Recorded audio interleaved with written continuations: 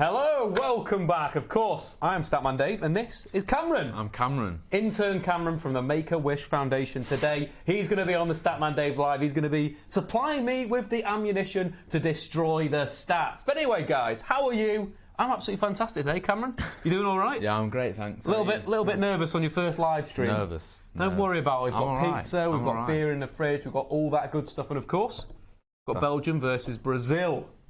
Yeah. Yeah. Have you seen the lineups? I have seen the lineups, Cameron. So let's go into the Stat Zone app and let's have a look at the lineup straight away, of course. Belgium setting up in the 3-4-3. In terms of the interesting side there, we see Marouane Fellaini in central midfield. You're a big fan of Marouane Fellaini, right?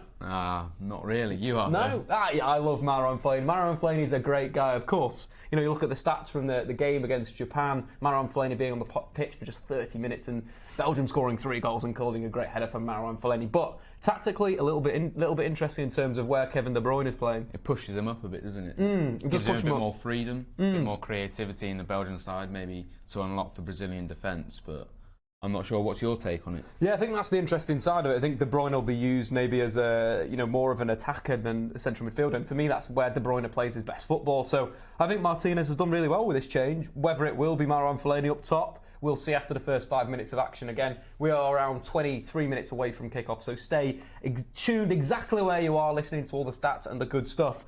Brazil, you say? The Brazil lineup again is coming in. In terms of how they face up, you obviously got. Let me just move this properly. There you go. That's probably good stuff. Coutinho and Neymar involved in, I think it's directly involved in 3 goals in their last few games. Like, I think they're the ones that you've got to keep an eye on in this game if Brazil are going to look to win the game, which they are. Yeah. I think to unlock Belgium anyway. I think it's an interesting one. Again, you know, the main one that we've sort of mentioned and we've been chatting about before is the lack of Casemiro.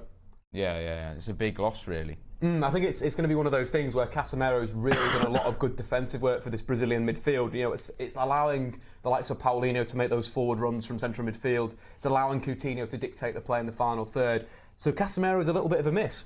It's a bit of a silly miss as well because he's gone through suspension rather than anything else, not an injury or anything. So, but like when I was looking at his stats earlier on, he doesn't make many fouls during a game on average, but like.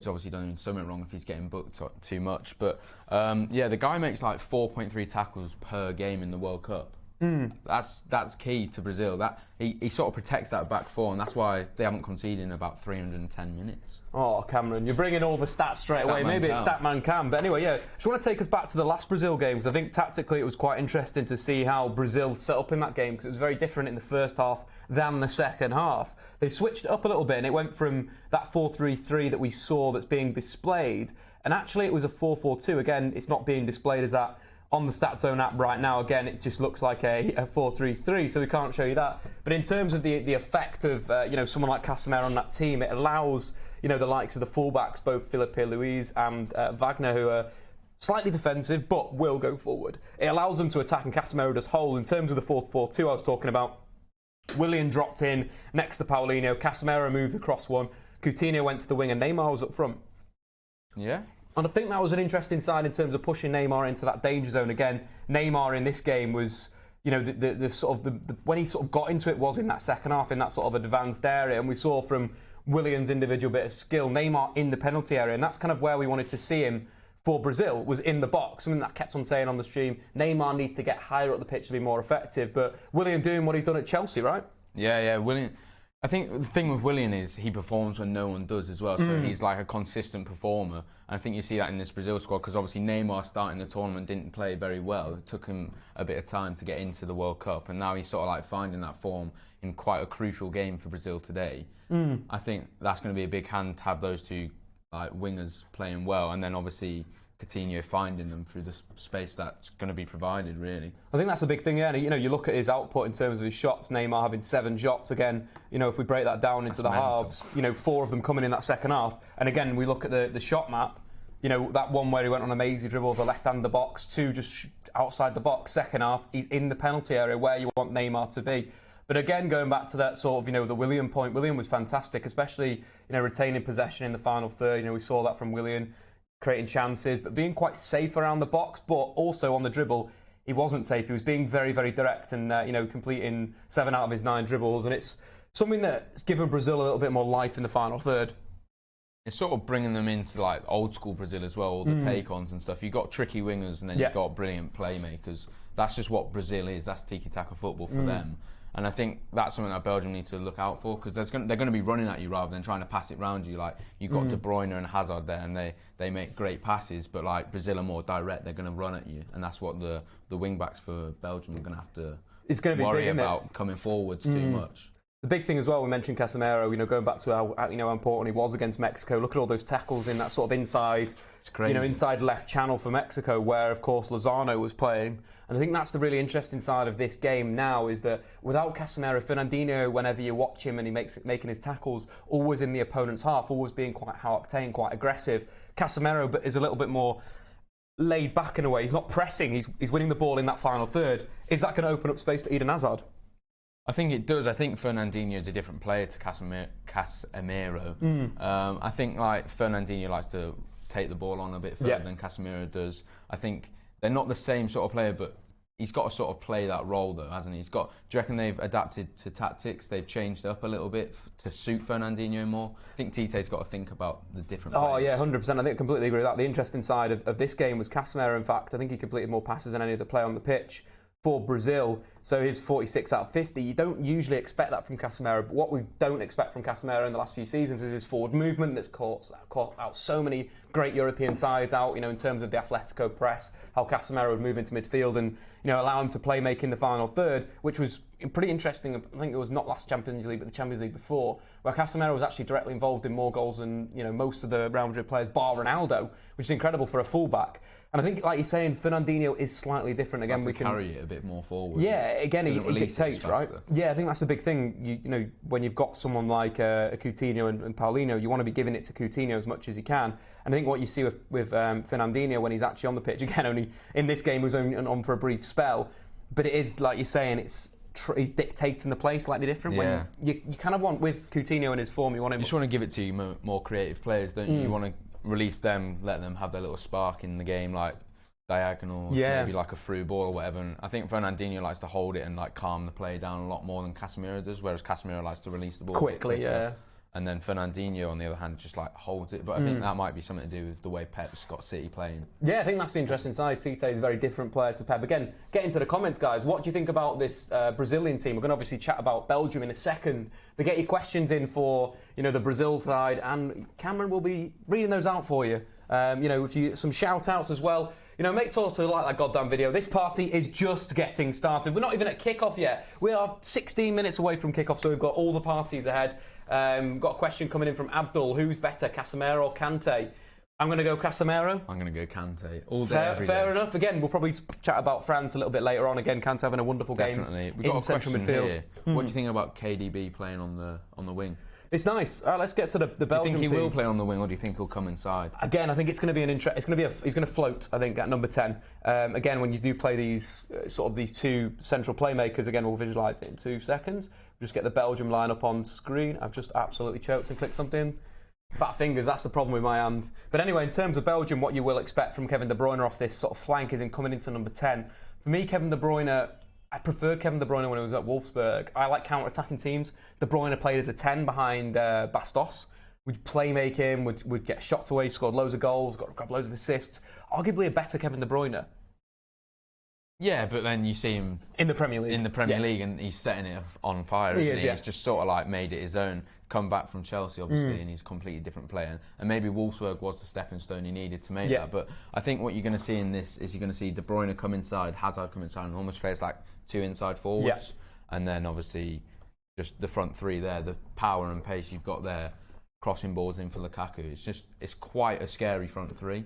On the flip side of that, we may see a 3-5-2 from Belgium. Yes, it's set up on the StatZone app, again, link in the description below. Cracking app. It is set up in a 3-4-3. That data comes from Opta. But you could interpret this slightly different, where Witsel is sitting as a DM and Fellaini and De Bruyne are in midfield together, and it's actually the 2 strikers, KDB, and sitting in midfield. Lukaku and Hazard as strikers, which again, going back to that chat about Brazil playing potentially a 4-4-2, that naturally overloads it in central midfield. You saw Hazard for Chelsea in like the end of the season playing up front by himself for a number of games before they got Giroud in, because obviously Chelsea Morata wasn't playing well, Batshuayi was out on loan, so Hazard sort of had to step up. And you saw him saying, like, I'll just play anywhere, but I'd rather not be alone up front. And I think the support he's got from Lukaku there, I think if it is a 3-5-2, they'll definitely do stuff with that. I think there's goals in this game. I think for me, I'm going to say 2-1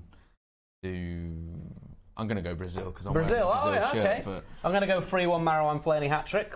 Make sure you bet on that with whichever betting app you use. Maybe we'll put some bets on just before the whistle, maybe in about 5-10 minutes. So get ready with your betting apps and we'll give you all the tips you need. But yeah, it's going to be a really interesting game in terms of what Belgium did in their last game. We'll just flip back to the main live and I'll negotiate through. You don't want to be watching me doing this boring stuff. But of course, the game against Japan. How good were Japan?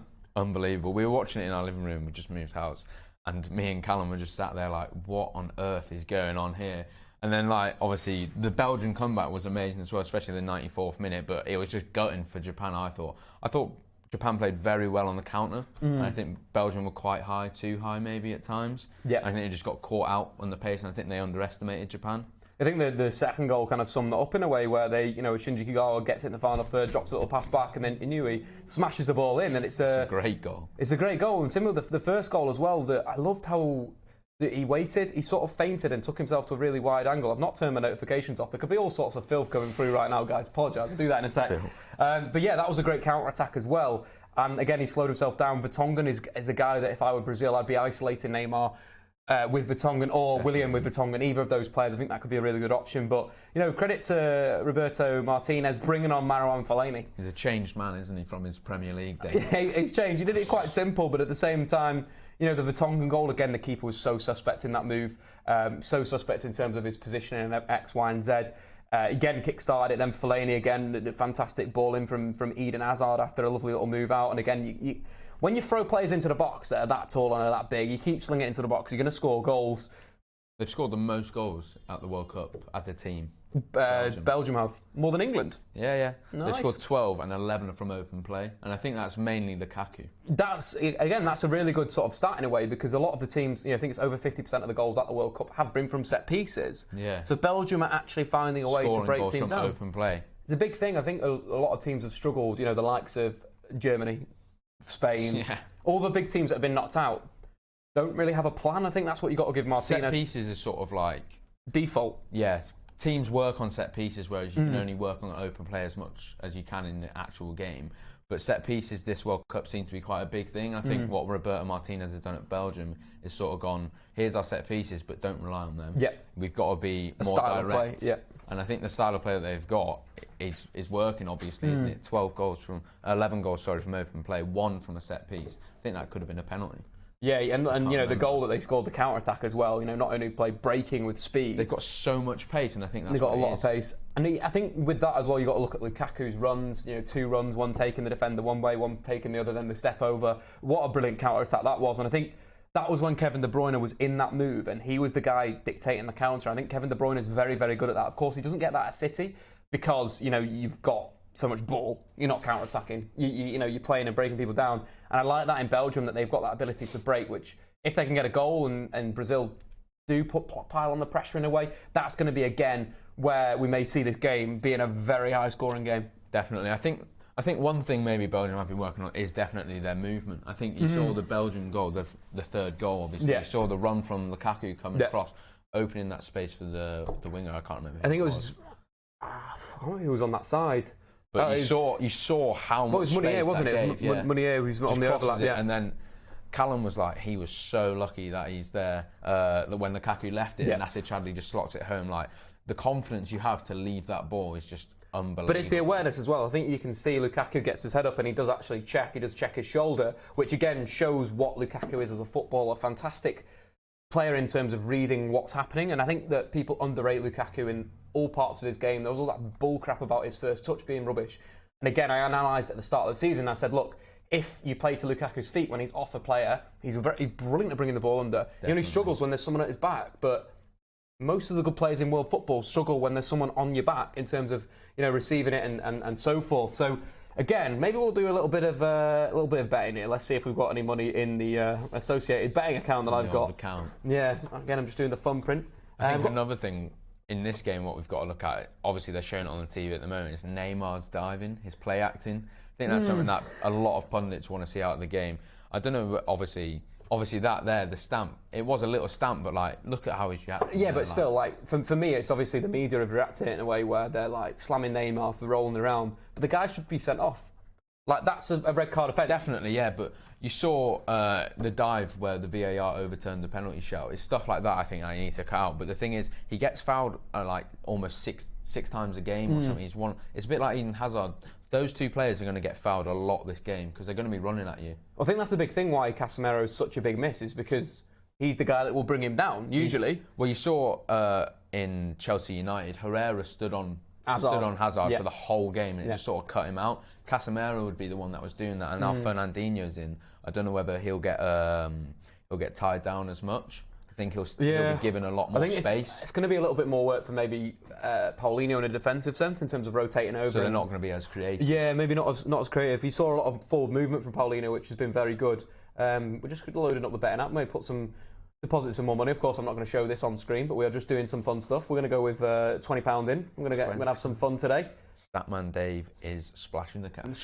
Splashing the big bucks. I do have £8.19 in from last season. I think I won about 200 quid at the end of the season. I withdrew all that like you should do. Brilliant. Gamble safe, very, very important. But responsibly. Responsibly as well. Stops, you stop. Exactly. They're the key things. But anyway, let's get to the World Cup. Of course, the big game tonight. What are you thinking then? So you're going for a Brazil win?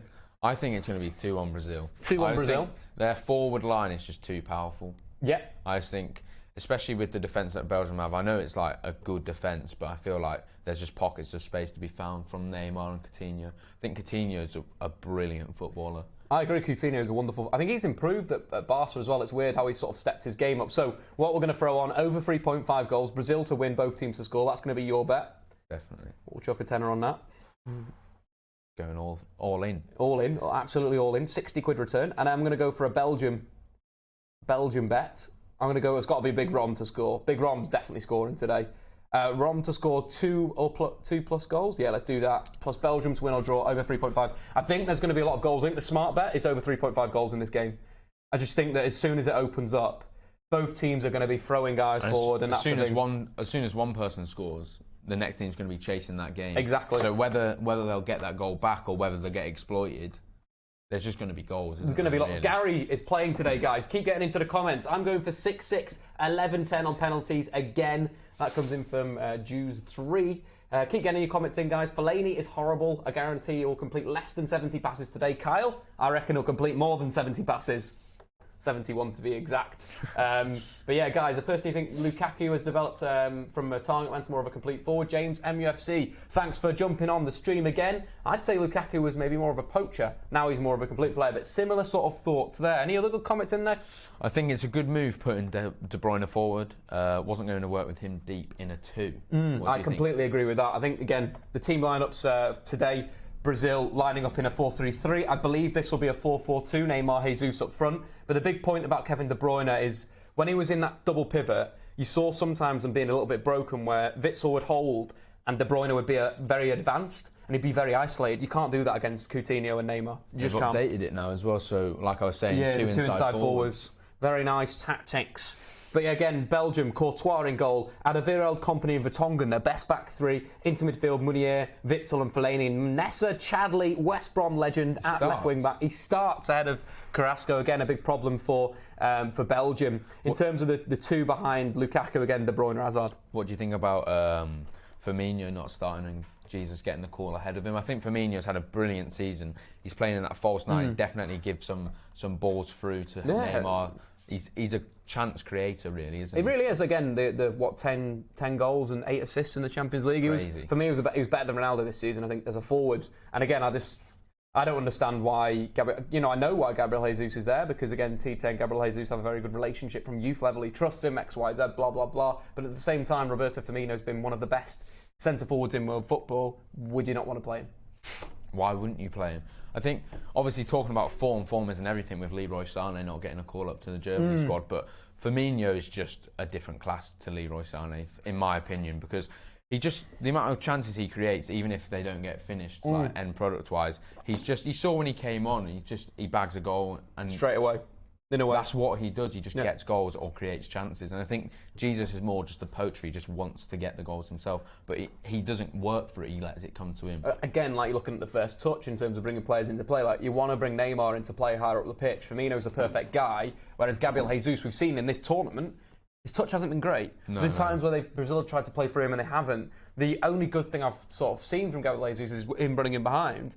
And he fluffed a chance. I think he was clean for own goal, cut back on himself, whereas he could have gone on the outside. That really starts to get to me sometimes when forwards get to an area where they could go byline or they come inside, and every single time it's come inside. Whereas I think if you're a forward right now, you'd surprise a lot of people if you kept hitting the byline. Definitely, because you saw it in the previous game for Brazil. As soon as they were running towards the byline, just cutting it across, and then there were 2 tap-ins, wasn't it? So like that is how they want to get their goals. I don't think Jesus provides anything in terms of that. But what I think you find funny here is obviously after the team lineups, Belgium do their little huddle. Yeah. And Eden Hazard's the captain of Belgium. Kompany's the captain of City, but it's Lukaku who's doing the team talks. Obviously, I'm not a United fan. He's the bloody man, Romelu Lukaku. He's sort of the leader in this team, and he starts from the front. So they've got a leader in each sort of midfield defence. I think that's a very interesting side. I think they've got a lot of leadership in the squad and experience as well. And I think that could be another thing for Belgium to take them past Brazil. Yeah, we do have Marcelo back though. Again, Felipe Luis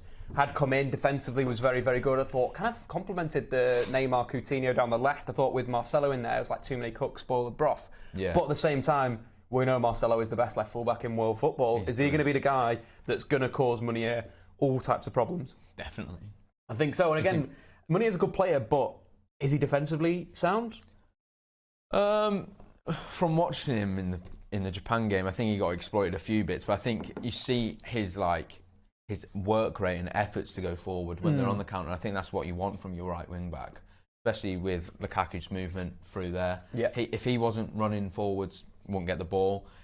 Attacking, he's brilliant. Defensively, I think that's something he needs to work on. But he's a young player. Yeah. He's got relatively a lot of young. He's like 26, 25, 26. Well, so relatively young as a defender. Yeah. And he's got a lot more time to get that experience, whereas Marcelo's a bit older than him. Yeah. One of the best fullbacks in world football for the last 3 years or so.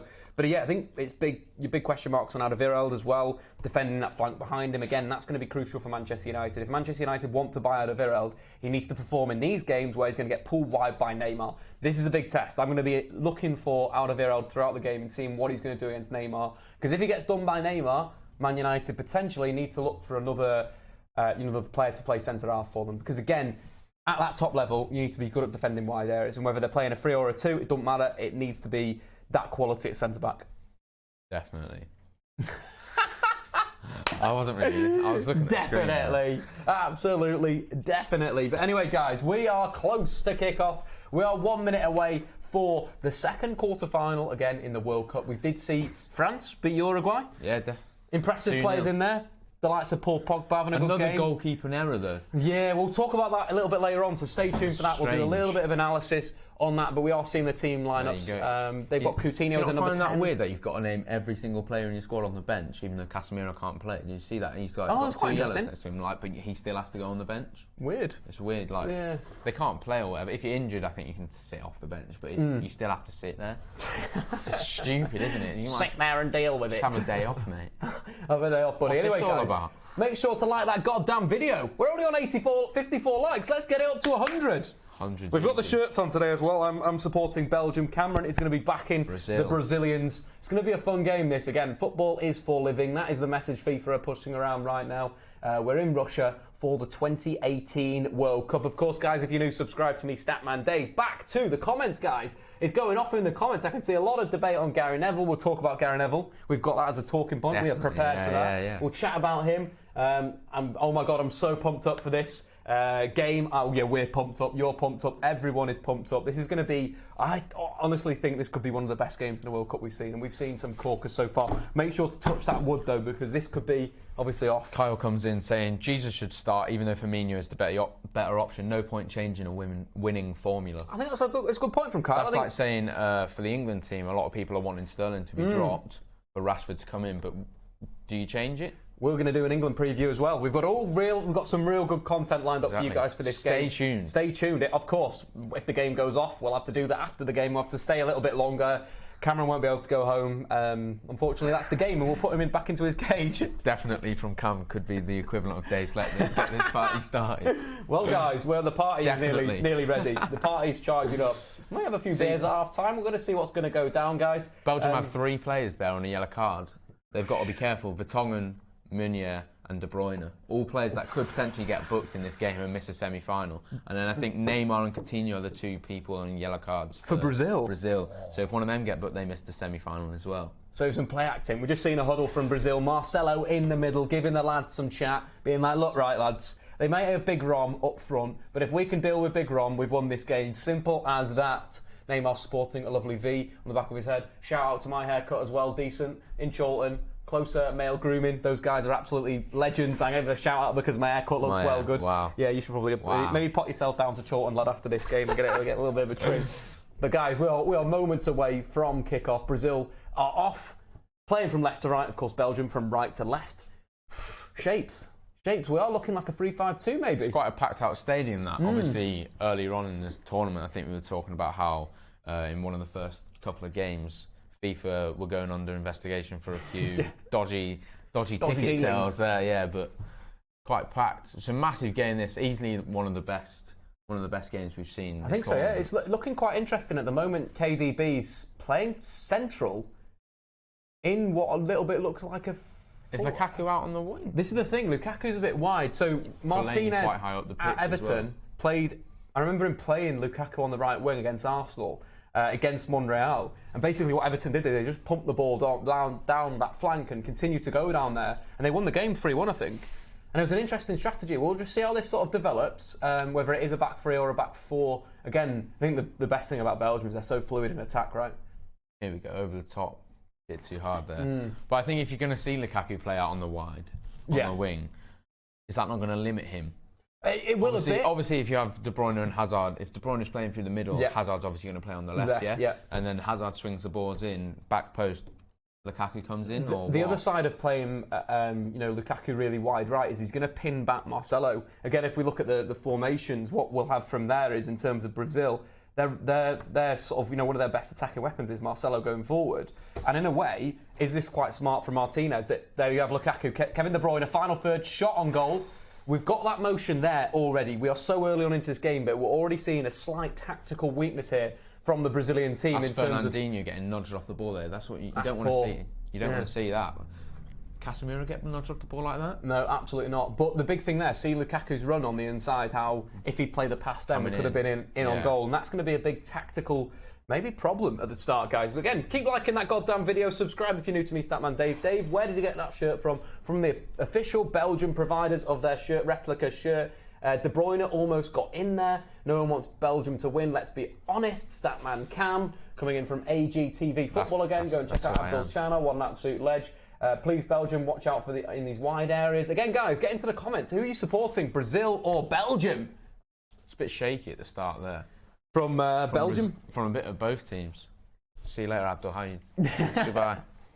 Abdul leaves. Off to a wedding. Shout Abdul. Good stuff. Go and subscribe. Abdul's going to go for 2-1 Belgium. Again, guys, get into the comments. Who do you think is going to win this game? Get all the good stuff in there. Martinez providing the critics wrong about is showing his tactical fluidity. Yeah, I agree with that. I like the Neymar and Firmino position, but we do have Neymar in the final third. Jesus back to Neymar. Cross comes in. Keeper well held. Courtois off from Chelsea, right? Apparently so, yeah. I think I wouldn't mind seeing him go, to be honest. The amount of stuff he comes out with, such as, I want to go back to Madrid, or Chelsea, yeah, I'll just play when I can, or whatever. Like, he brings so much negative press to the club. It's just, if you want to stay, stay. If you want to go. Don't make a massive hoo-ha about it. Another flick on from Eden Hazard there. Again, Kevin De Bruyne positioning this sort of as a false nine. No, fair play to Roberto Martinez. I've given him a lot of stick over the past in terms of sometimes he's not tactically flexible enough, but this is looking really good. A lot of managers now at the World Cup, you've got Gareth Southgate, wasn't great for Borough, but he comes in and he plays decent. Yeah, again, decent football. I like the starting formation, but I didn't like that he didn't change it. Like I felt we'll talk about that, when we talk about our England preview. But there was you've got Southgate and Martinez, who you may have said 5 years it's ago. interesting, they were isn't like, it? how are they now international managers? But it's like they've come a long way from that, I think. No, I think they've they evolved. definitely, yeah. I think Southgate, the best thing he's done is obviously taking his arm, opening himself up to the players, X, Y, and Z, and getting them really involved in his mentality about England and the positivity there. I think that's really good. But again, tactically, I think they could have maybe switched the system towards in the second half. At half time, I would have maybe switched to a 3-4-3 and seen how that worked. But again, Belgium pressing quite high up the pitch, giving the Brazilians a little bit of ball. Marcelo again is going to be the key man in the final third, maybe on the right hand side. Yeah, keep liking that goddamn video, guys, and sharing it on Twitter. Tweet me as well, Statman Dave, any of your questions. Marty, our social media man, will of course send that in. Big up Marty. Shout out to Marty. Quite a few hard tackles coming in there from Fellaini. He loves it, man, doesn't he? There was one from Fellaini and there was one on William from Witsel. No, one Witsel from William. Jeez, need to get that right. But yeah. What do you think about Witsel? I think he's quite a decent player. He's good. I just don't like his decision to move to China. I think that was a bit stupid in the prime of his career. And Carrasco as well. There's two Belgian internationals that are playing in China. Is that really a great move? Like, to play in China is not the top of your level, is it? No. It's like sort of what you're doing when you retire. But it's a bit like the MLS, really, isn't it? A little bit, but again, I think the Chinese Super League will get to a position where it's really, really good. I think the money that they spend in youth development's a joke. Ridiculous. And also, you're seeing the likes of here we have Kevin De Bruyne, left wing. Just to give you a little bit of update on the game. He's going to cut inside, ball out, nice and switch of play. Lukaku, how he's come in now. Yes, it's really cool, isn't it? So it's like out wide. Drops deep, Lukaku's coming across, and then is it Meunier on the right? Meunier's on the right, coming up as a right winger. Again, it's going to be. It looks a little bit like they're playing a 4-3-3, but it's so fluid. And again, credit to Roberto Martinez. It kind of the switch up of tactics and so forth. De Bruyne dropping in, not dropping in. Fellaini. It's the second foul from Fellaini. A little elbow. Lovely stuff from Marouane. That's what we expect from the big man. That's what we're going to expect until 2020 with Manchester United, guys. Do you think that's what Martinez has said? He's like, get in there, show him that you're there. Hard presence on Neymar, and he'll stop all this nonsense. 100,000%.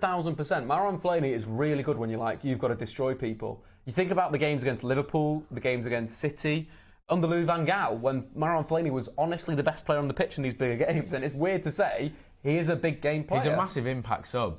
Yeah, 100%. If he comes on off the bench, he's probably one of the best, other than Peter Crouch, to come off the bench, because he's just such a presence in that midfield. And it's easy, long balls over the top. He's probably one of the best headers of the ball. Yeah, he's good at bringing people into play. He's good as a threat in the box. So yeah, the tactics have been updated on the StatZone app again. That's why the StatZone app is so sick. And this is what we've got, the 4-3-3 from Belgium. Again, Fellaini, Witsel and Chadli actually in central midfield. KDB as a false 9. Roberto Martinez, you are a hero right now. Question coming in from Matthew Jarvis there. Would you have taken Nainggolan to the World Cup? Yes, I would have done. I think who? Nacer Chadli, let's say. Chadli has that flexibility where he can play left wing back, which makes him a bit of an asset. But imagine Nainggolan in this midfield. Witsel, Nainggolan and Marouane Fellaini. That's got some serious ability to piss people off and win tackles and go through. It's a hard-hitting midfield. That you don't want to come up against 3 hard men in midfield, do you? Like, absolutely. They're all ball-winning midfielders, sort of, as well. Yeah, apparently there was some sad news actually coming out. I think he was involved in a car crash today. There were reports on Reddit. Brazil have just hit the post from a corner. Silva. He's a captain, isn't he? But again, he needs to step up for Brazil, I find. I don't think he's taken them to that next level that you expect, because he is one of the best centre-backs. I think this is something that Belgium really Lukaku one-on-one with Fernandinho. Flies around the outside. Go on, De Bruyne lays it off. Eden Hazard in the box. Great block. Decent block from Miranda. I've been impressed by Miranda. Shot comes in from Chadli.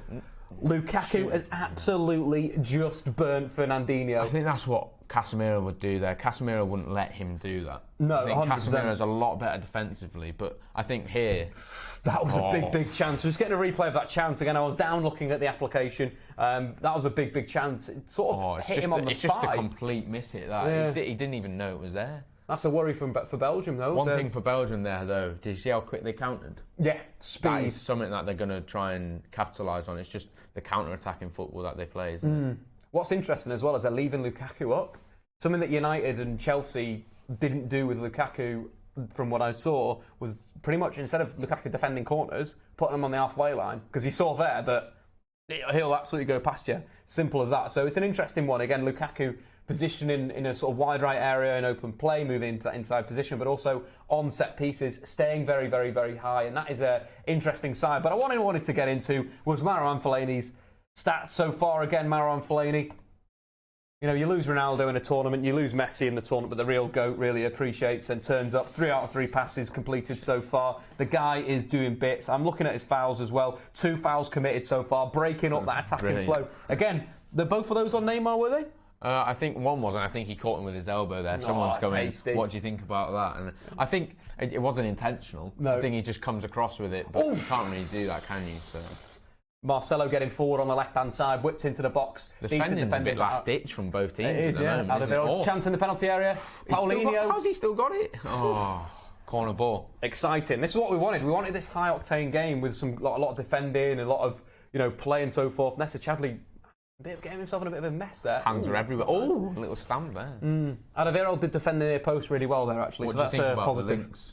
Alderweireld to United.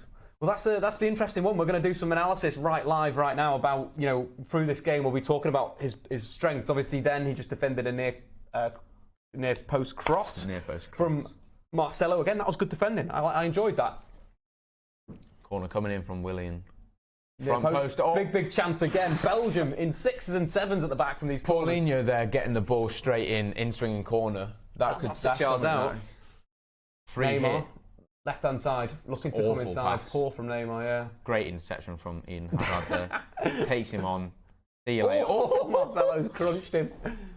That's got to be a yellow card. This game's quite a feisty game so far. Nice. Fouls left, right, centre. Neymar and Fellaini did set the tempo, though, of the fouls flying in, guys. Hazard just owned Neymar, lol. Of course he did. Martinez shouldn't manage anyone. That comes in from Jake from State Farm. Kane should be in WWE instead. False 9 KDB with wingers running ahead from David. That's, again, very, very nice. Jesus is extremely strong for his size. Yeah, fair enough. Kane greater than Lukaku, sorry. Not on this stream, guys. No, actually, I think Harry Kane's a brilliant footballer. Wonderful forward. Just different to Lukaku. Both, have improved so much over the last few seasons. I want to see Lukaku score at the same rate as Kane next season, and then I'll absolutely love that. That'll be lovely biscuits. Here we have, though, Brazil on the counter-attack. Gabriel Jesus does lose the ball. Vertonghen pass out. Eden Hazard on the counter. This game is like basketball so far. Neymar on Hazard. Oh, no, Coutinho on Hazard now. Hazard retains possession. Good stuff. Munier inside. Witsel slowing the play down. Have you seen that Shaw is a bit more fit now? Yeah. Me and Marty were talking about it earlier. Every photo he seems to be in at the moment, he's got his top off to show that he's been hitting the gym a bit more. Fair play. I think that's the big thing. I think it's going to be a big... Again, we say this every single year. This is going to be a big season for Luke Shaw. I don't really rate him anymore. I've sort of lost faith. I think when he came from Southampton to use, I was like, fair play, Chelsea should have gone for him. But after seeing how he's performed, he's not really set the stage alight, and he's not even got to the England team, for Christ's sake. No, I think the big thing with him, if you look at the stats of when he joined United, how good he was before he broke his leg, and that was such a bad moment in his career. Challenge because he looked so good, and Hector Moreno. Statman Davies coming. I do think Luke Shaw, if he can get back to his Southampton days where he was confident, the weird thing was he was attempting around 3 dribbles at Southampton. At United, it's like 1.5. So he's taking people on half. That's Neymar and Fellaini here. You've got to play Hazard through there. What was that shot? You rate the guy. Look at that shot. The guy's a champion, mate. He's getting into the pockets, to be fair. But I think what you see here is a great pass here from KDB into Fellaini, a one-touch pass through there. I think the really interesting side about that is if the use of a false 9 by Martinez is that we're seeing Fellaini making those forward runs, as we just had that shot there. Chadli's getting into those areas. Lukaku is. It's so fluid and very difficult for Brazil to deal with it. And I think you're a big fan of a false 9 as well. I do like a false 9. It got me to adapt my Football Manager tactics. Yeah. Every single time play a false 9 on Football Manager series. It is the shizzle. Again, you can retain possession, you can counter attack, you can do everything. Corners are a dangerous game in this World Cup as well. A lot of holding and stuff. Do you reckon we'll see a penalty today? Maybe. Oh, it's 1-0! It's gone in. Own goal by Fernandinho. Jesus and Fernandinho look at each other like it was you, it was me. It's a brilliant corner, that though. Good corner. There we have our first goal of the game. 13 minutes gone. Again, the bet that we recommended at the start of the game was over 3.5 goals in this game. It's going to be a goal fest. And that's the first one. Brazil got to chase the game back now. They've got players to do it, which will make it into a much more exciting game now. But if they push too far forwards, they're going to get exploited. Good ball. I like what on ball. earth Good are ball, they doing there? It's a great ball, whipped in with a lot of pace. Kompany puts them off, and they're obviously expecting Kompany to hit it, but they're both jumping. It comes off his shoulder. They're contesting each other there. Yeah, not good. Again, it comes off his arm. But what I liked about that corner, what we don't see enough, especially for United in the Premier League, is those balls that are swung into the sort of the 6-yard area and the keeper, either in or out, just like basically coaxing the keeper out, trying to get into that area. Again, Alisson's a keeper that does like to stay on his line, does like to react to things through punches and stuff. But it's an interesting start. Again, it's going to be interesting. Now we're just seeing Lukaku centre forward. Martinez having a laugh with the tactics still, isn't he? He's changed it up, hasn't he? He got Bruyne on the right now as well. People saying Captain Kompany. A captain's goal. Fellaini passed the damn ball. Yeah, Fellaini was. It came from a Fellaini shot, making a Fellaini forward run. So you've got two conflicting views here. So you've got Brazil will get exposed defensively. They haven't really been tested this far, but Belgium are getting a bit lucky. What are your thoughts on that? Courtois, decent little punch out there, clears the penalty area.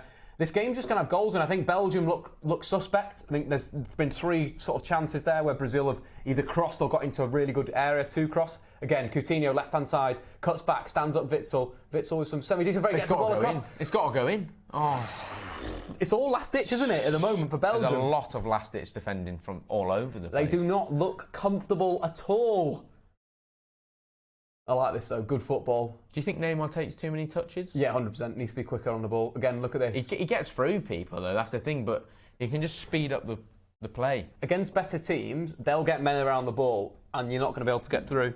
Right. Do you think the PSG move has slowed down his development for his career? Because you see there, he goes into the box and he takes far too many touches there. If you get a ball across the box there, you've got a better place for Jesus to get the ball into the back of the net, and you slow it down, he gets it in, and Courtois has already narrowed the angle, and it goes straight into him. Obviously, if someone's there for the rebound, it's probably a goal, but that extra, that second is so crucial in the speed of this level. I think the interesting side, again, if we look at the sort of stats from the last game in terms of Neymar, as you mentioned, where he's receiving the passes is quite interesting, first versus second half. So flip that on the screen. So the first half, he's receiving everything. If you have a look at that camera, he's receiving everything with his, in an area where he has to take people on. It's very deep. All on the left, yeah. So what can do? Blow this up. Oh, that's not working. But yeah, so he's receiving it quite deep on the left. Whereas in the second half, when he's playing in this 4-4-2, it's a lot more in the penalty area. That's where I want to see Neymar. Neymar is so good at finishing. And it's one of those things where he's got that composure and that coolness. I think if you go for the whole game as well, the amount of times they try and pick Neymar out is 47 times. Are they trying too hard to get everything to come through the golden boy? Maybe. Let's take a look at the Coutinho one. This is from the Mexico game where Brazil played reasonably well. I think they could have been a little bit better. Again, so your playmaker in your final third is Coutinho. He's only getting it 34 times. He's getting it 34 times versus the 47 times. Again, that's the problem. Whereas I'd rather Coutinho playmake, Neymar run ahead of him. Coutinho gets the ball, he distributes it. Neymar gets the ball, he wants to run and drive at defenders. If you want Neymar to drive at defenders, I think you've got to have him in the final third, not that deep. He's getting 100%. On the last line, that's where we saw both of the Brazilian goals come from, is when Neymar was on the last line. Just before we check that out, look at the pass map from Coutinho, only receiving it 34 times, having a really bad game on the ball, not being good on the ball, and Brazil weren't very good in that final third. It was all about that last line of defence and getting played through. Too many touches again there. He's coming inside now, and then he's trying this fancy football. I don't know, obviously it's a Brazilian way, fancy football. But you've got to come to a point where you're Nacer Chadli is just absolutely bullied Willian. Cross comes into the box. Fellaini, Lukaku in there, headed away by Brazil. There's a point where Neymar needs to realise he just needs to be more direct. Yeah. Faster football equals goals. You think Ronaldo, right? What Ronaldo's done so well in his career is developed himself into this poacher, this finisher. Neymar could do the same thing. That's the player Neymar should be. It's foul off the ball there. No? No. Obviously not. Vincent Kompany being a bit strong. If you think about the roles that Foot Manager, we talk about Foot Manager a lot, it's obviously a very good tactical engine. You think Neymar's playing on sort of a support role as an inside forward coming to the ball, whereas actually you want him on an attack role. See what I'm saying? You want him to run in behind, you want him to be making those darts, whereas at the moment he's coming to the ball, he's facing it up. That was a decent ball by Coutinho. That's a bit of a foul there, to be honest, as well. Yeah, a little bit. But that's what you want. If you want Jesus running in behind, surely you want Neymar to support him running in behind, rather than... Yeah. I think the thing with these Brazilians, they want to play it to Neymar's feet. Obviously, that's what Neymar's telling them. But if you want to get the best, maybe play it through. Yeah. Let him run onto it. This is the thing, as he's running onto it, he's got the speed to continue running onto him. This is a big thing with the goal that they scored, the second goal. Again, Neymar was on the left-hand side, on the last line, got played through, did some step overs. shot comes in and Firmino taps it in. Again, it was a real quick transition from Brazil, nicking it high where the X is, the little green X, and then transition it through. So that's what we want to see from Brazil. But now they've got to chase the game. Belgium could sit back. But for me, if I was Brazil, I'd prefer this Belgian team to sit back and not attack you, right? Definitely, yeah. Because the more they sit back, the more pressure they put on themselves. And as you can see, Neymar's running behind there, opens up the space. Good play, Coutinho. That was really, that's what we were talking about there. We just had a shot from Coutinho, who could have played the through ball. Again, Neymar running offside a little bit, but it was that option that Coutinho's in the final third, he's dictating the play, and Neymar's making that forward run. That's what we want to see more of. And they're too scared that Coutinho's going to actually play the ball, so they've got to follow him, haven't they? So. Dave, your stream seems to be a little bit lagging behind the game. Just for future reference, is there a way to stream sync perfectly? Unfortunately not. Yeah, unfortunately not. We've got a stream on Chromecast. That takes obviously a little bit of time to get transmitted to us. There's a little bit of a delay, so that's unfortunately the live. So if you want to sort of sync your stream up with this stream, we're on 19 minutes and 28 seconds, 29 seconds, 30 seconds. Again, there's a clock in the top corner right here. This side. Yeah, here. Obviously, you can sync your stream up with that. That's where we are right now. What a touch from Eden Hazard. Eden Hazard, what an absolute ledge. Guys, keep getting the comments in. We will be chatting into the comments and so forth. Brazil aren't going to win this World Cup. I don't know why people have them as their favourites. Thoughts on that? I thought coming into the World Cup, if you look at Brazil's squad, I think there's every reason why people thought they'd be favourites. Just from watching them playing with Tite, I've never been impressed by it.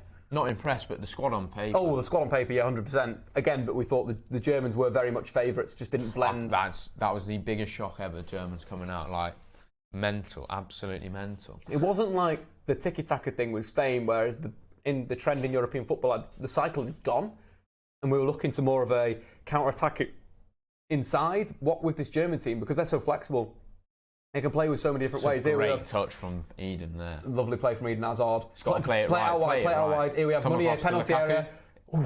Decent defending from Marcelo there, but Eden Hazard. How much space he's still got. He's run back, got the ball there, comes back in. Ball Lukaku. In. Header just came in again from the right side. They look a bit shaky in defence as well. To be honest, they're not great at dealing with the balls coming in, are they? Everyone's a bit shaky. I think that overload as well. We're not seeing Neymar trap back again every single time Meunier pushes on. There's an opportunity there, but again, I think Eden Hazard's had a great start to the game, first 20 odd minutes. So we're going to take a look at his stats. Going to see what he's been doing in the game so far, because again, he's been looking like he can play make in that dangerous area. Again, receiving a little 1-2 with De Bruyne as a false nine, drives into that central area. Would you play? I think he was smart, no, because Lukaku stumbles his run. Yeah. If Lukaku doesn't stop, maybe come across into the central. But did you see it? He sort of stops. Sort of stuns. The pass was on there. That could be on. Maybe we'll see. That move there was Hazard into the feet of De Bruyne. I think that's maybe why he's playing out wide. Because De Bruyne has come back in more central, but if Lukaku stays wide, he can cut across. Yeah. And I think you saw, maybe he's looked at the Japan game and seen the movement from Lukaku and gone, if we replicate that move again, and De Bruyne is playing the false nine, he can easily slot you in there. It's like clearing people out, isn't it? It's one of those things in football, in positional play, big thing. If someone's making a move in one zone, you don't want to get into that zone. You want to stay in your zone. That's something Lukaku does very well off the ball. Willian low cross into the box. Vincent Kompany with the header. Kevin De Bruyne, brilliant touchdown here. We've got a 3-on-3.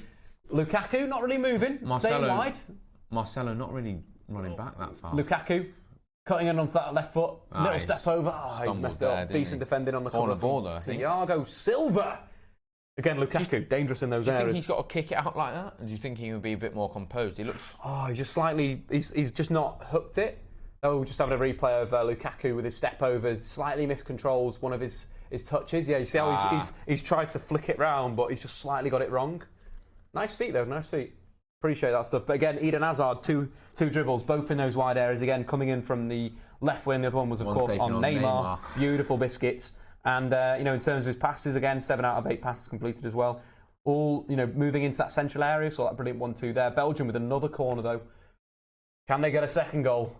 Whipped out swinging. That's a lot different corner there. I don't know what the tactic was there. I think he was trying to swing it out, but he just. I think you see a lot of sort of like trains in corners nowadays where they all sort of line up behind each other and then separate. And I think that's what England have been doing, and that's why they've been getting so many penalties, because they're men that are marked and just lose their man. It's basketball that. So they're using blockers in a way, and then they'll split and they'll use the same blockers as well.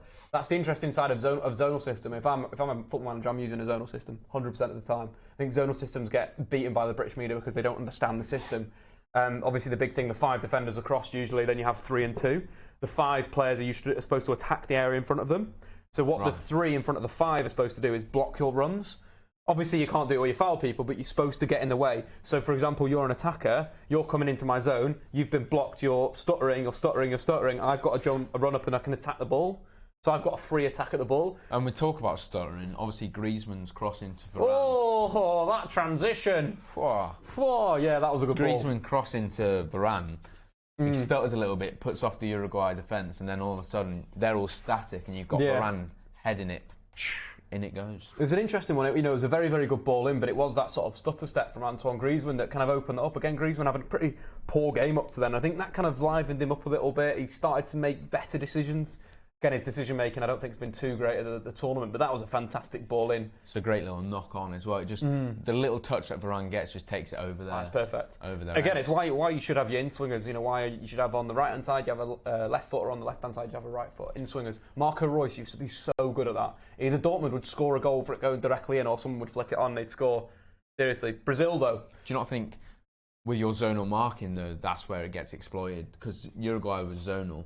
They work man for man, and then Varane's free to run. But I think static. I think the stutter killed them. I think the stutter literally killed their movement. Where if they hadn't stuttered, there would have been a situation where they could have just gone and attacked the ball because they stuttered. They freaked out a bit, and I don't think they attacked the ball with the same aggression. But yeah, no, it's a fair point. Again, I think zonal, when you get zonal right, it's unbeatable. You think Barcelona.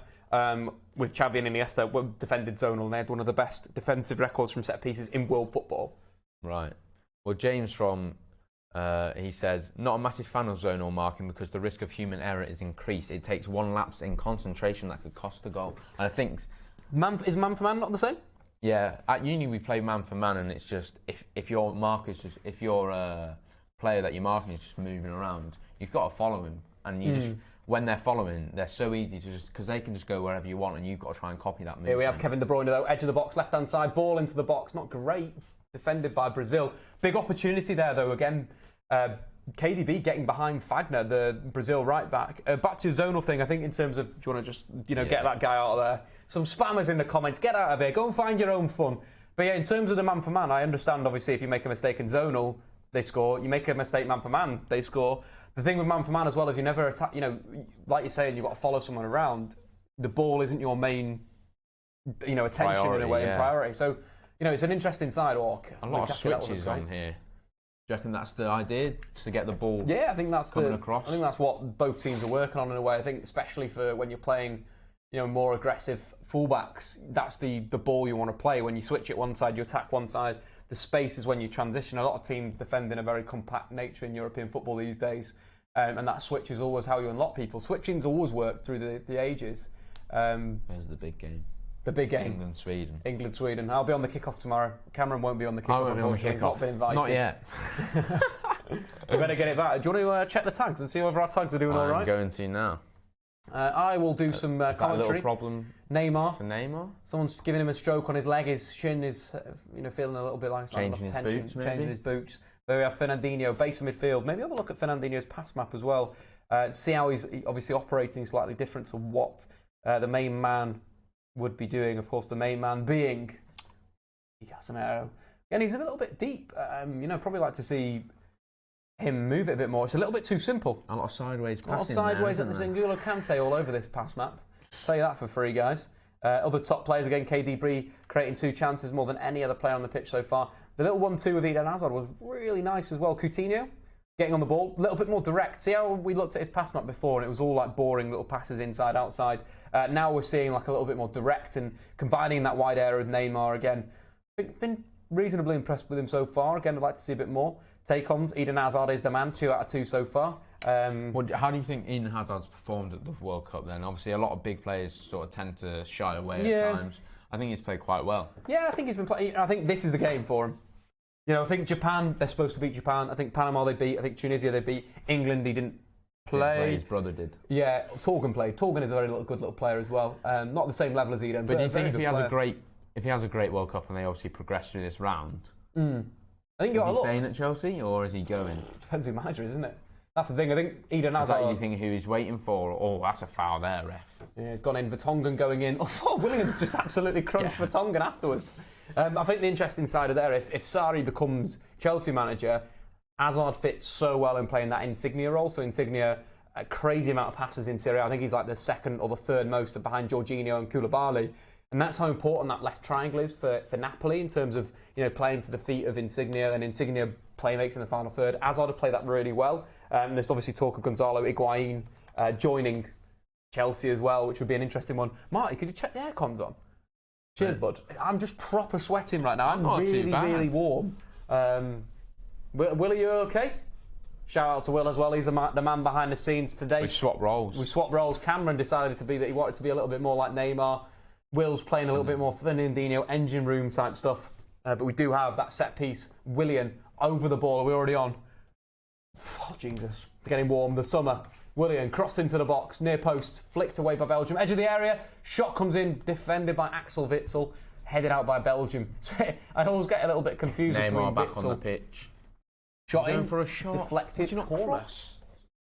Yeah, that would be bloody fun. That'd be absolutely fantastic. This guy does the business. What a legend. What an absolute ledge. Do you think when you get that zoomed out camera angle, you've got to double check whether it's Witsel or Fellaini? Because I saw that block there and I was like, I want to give this to Fellaini. I want to give this to Fellaini. It just wasn't Marouane Fellaini. They're like twins separated at birth. Exactly, they are. Definite twins separated at birth. Guys, 94 likes. We could do 100, right? Easily. You know what to do. Easily. Hit that goddamn like button. Is that one of your phrases? I heard so, yeah, like Spanish fried trade as well. Spanish fried trade. Keep getting your comments in, guys. Keep getting them into the thing. Thank you very much. Oh, you're joking. Cameron, watch the football. Oh, here we go. There's going to be a penalty coming. That's great H2O, that. That's real good water. Then when you hit a level of water, you're like, I'm a little bit toasty right now. And guys, are you enjoying Cam? Should Cam be back on? Do you like the two-man setup? Cross comes in, near post, flicked away. All the comments are going to be flooded. Here we go. Counter-attack is on. Oh, he's messed that up. He hasn't. He's got it still. He's got it. Lukaku driving through midfield. Wow. There, doesn't he? Absolute pace here. A ball out wide. It's KDB. KDB, right hand side of the box. Shoots. Oh! What a goal! What a counter-attack. Big Romelu Lukaku leading the way there. That's what KDB used to do at Wolfsburg. That was so good. I can see what you mean by Tite's Brazil. It's just not normal Brazil behaviour. No, it's just not cutthroat. Like, Casemiro's taking that down, though. He's snapping Romelu Lukaku. It's a tactical foul there. 100%. All day, every day. And then, who was it? Number 15? Is that Paulinho? Paulinho, yeah. He's coming back. He's not doing anything. He's just running next to him. He's like, you're right, mate. It's like, you're okay, you've got buddy. to take him down. Yeah, unbelievable. That was a cracking counter, that. I thought he's messed it up here. He can't get it out of his feet. But see, so when he gets it out of his feet, that was unbelievable pace. Fernandinho there, did you see? He just stood square on. It's like you've just got to either block him. It's a great finish. So, Wolfsburg, KDB used to do that about twice a game where he'd have these shots that either go in or just go in, and that's the type of shot across the keeper, like a little bit low, like daisy cutter. So you see how he's hit it and it's not risen or anything. It's very, very clean. But that was what a goal that was. Romelu Lukaku, KDB combining on the break.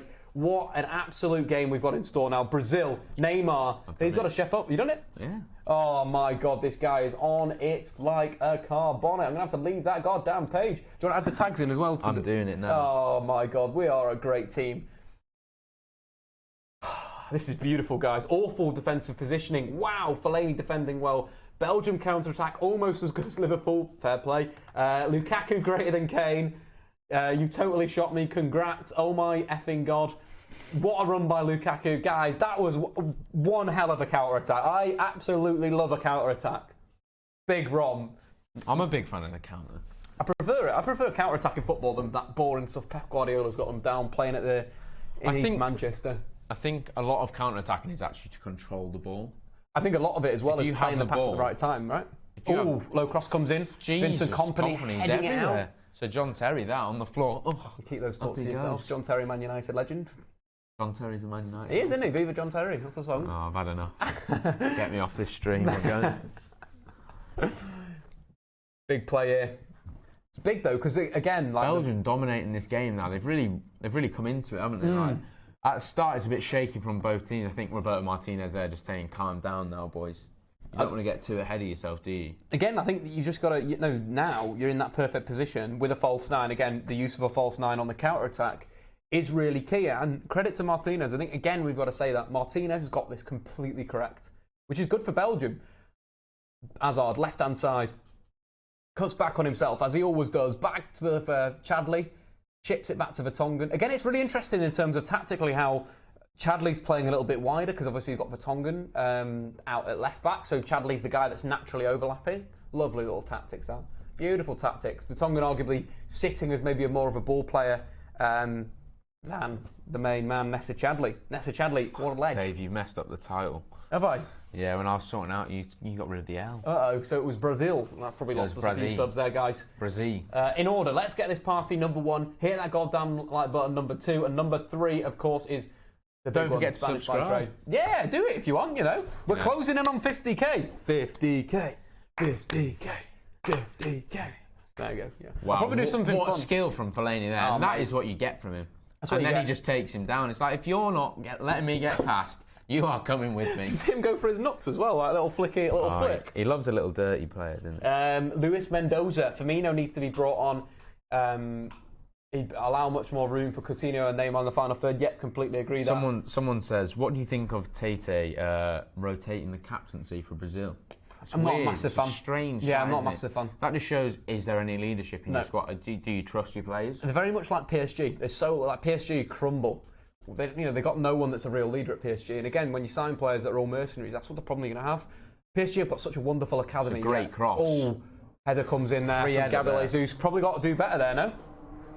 Dom says, you guys are giving me way too much material for Photoshops. I'll tell you what, Dom, you get those Photoshops in, tweet me at StatmanDave with all your Photoshops of me and Cam. I'll retweet them. And the best one, what can we give them as a prize? Well, what? The intern Dom? Nothing. I'm going to sack him. We'll sack intern Dom if he doesn't deliver us with quality Photoshops. But tweet me at StatmanDave. The best Photoshop will win a mint aero. I'll send that directly to your house, depending wherever you are. Cross-country, cross-continent, best Photoshop of me and Cam. Go for it, guys. Get it in. Get it absolutely in. Friends. We're not friends. Football friends. To keep that to yourself. We are. We're very much Me and Kieran friendship. Dyer are football friends, all right? That was a great...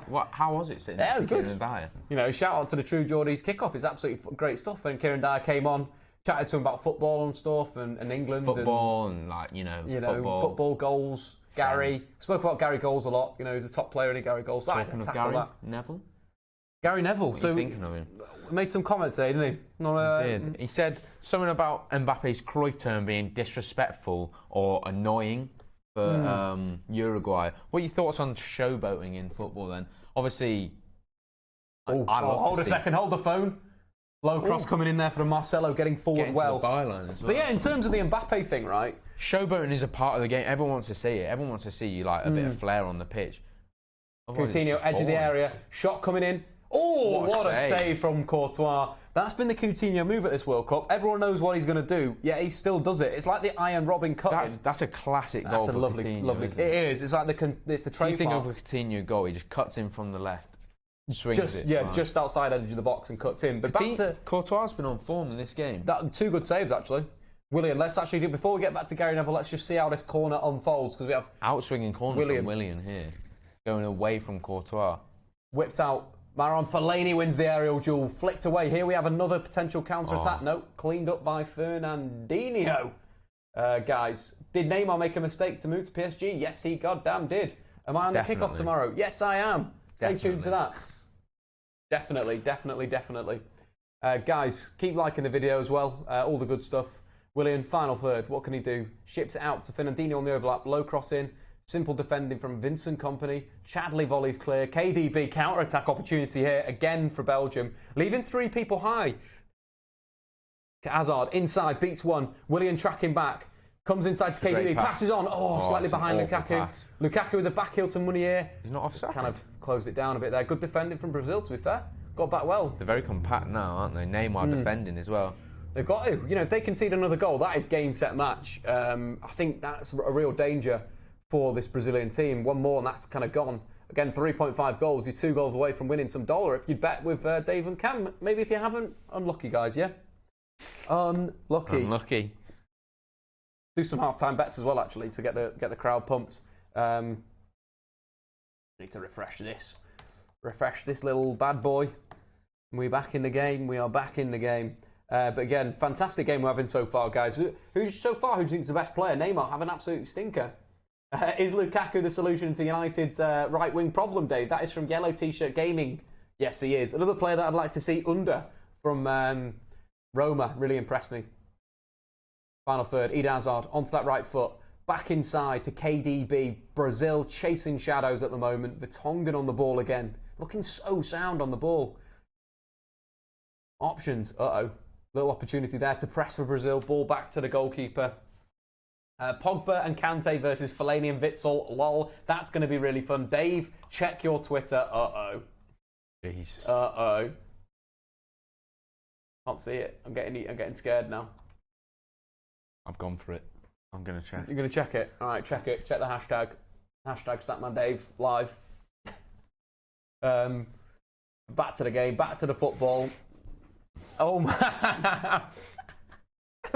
Oh, can I get that? I might get that on my phone if we can find a decent way to show that without showing anything else. Is that on the...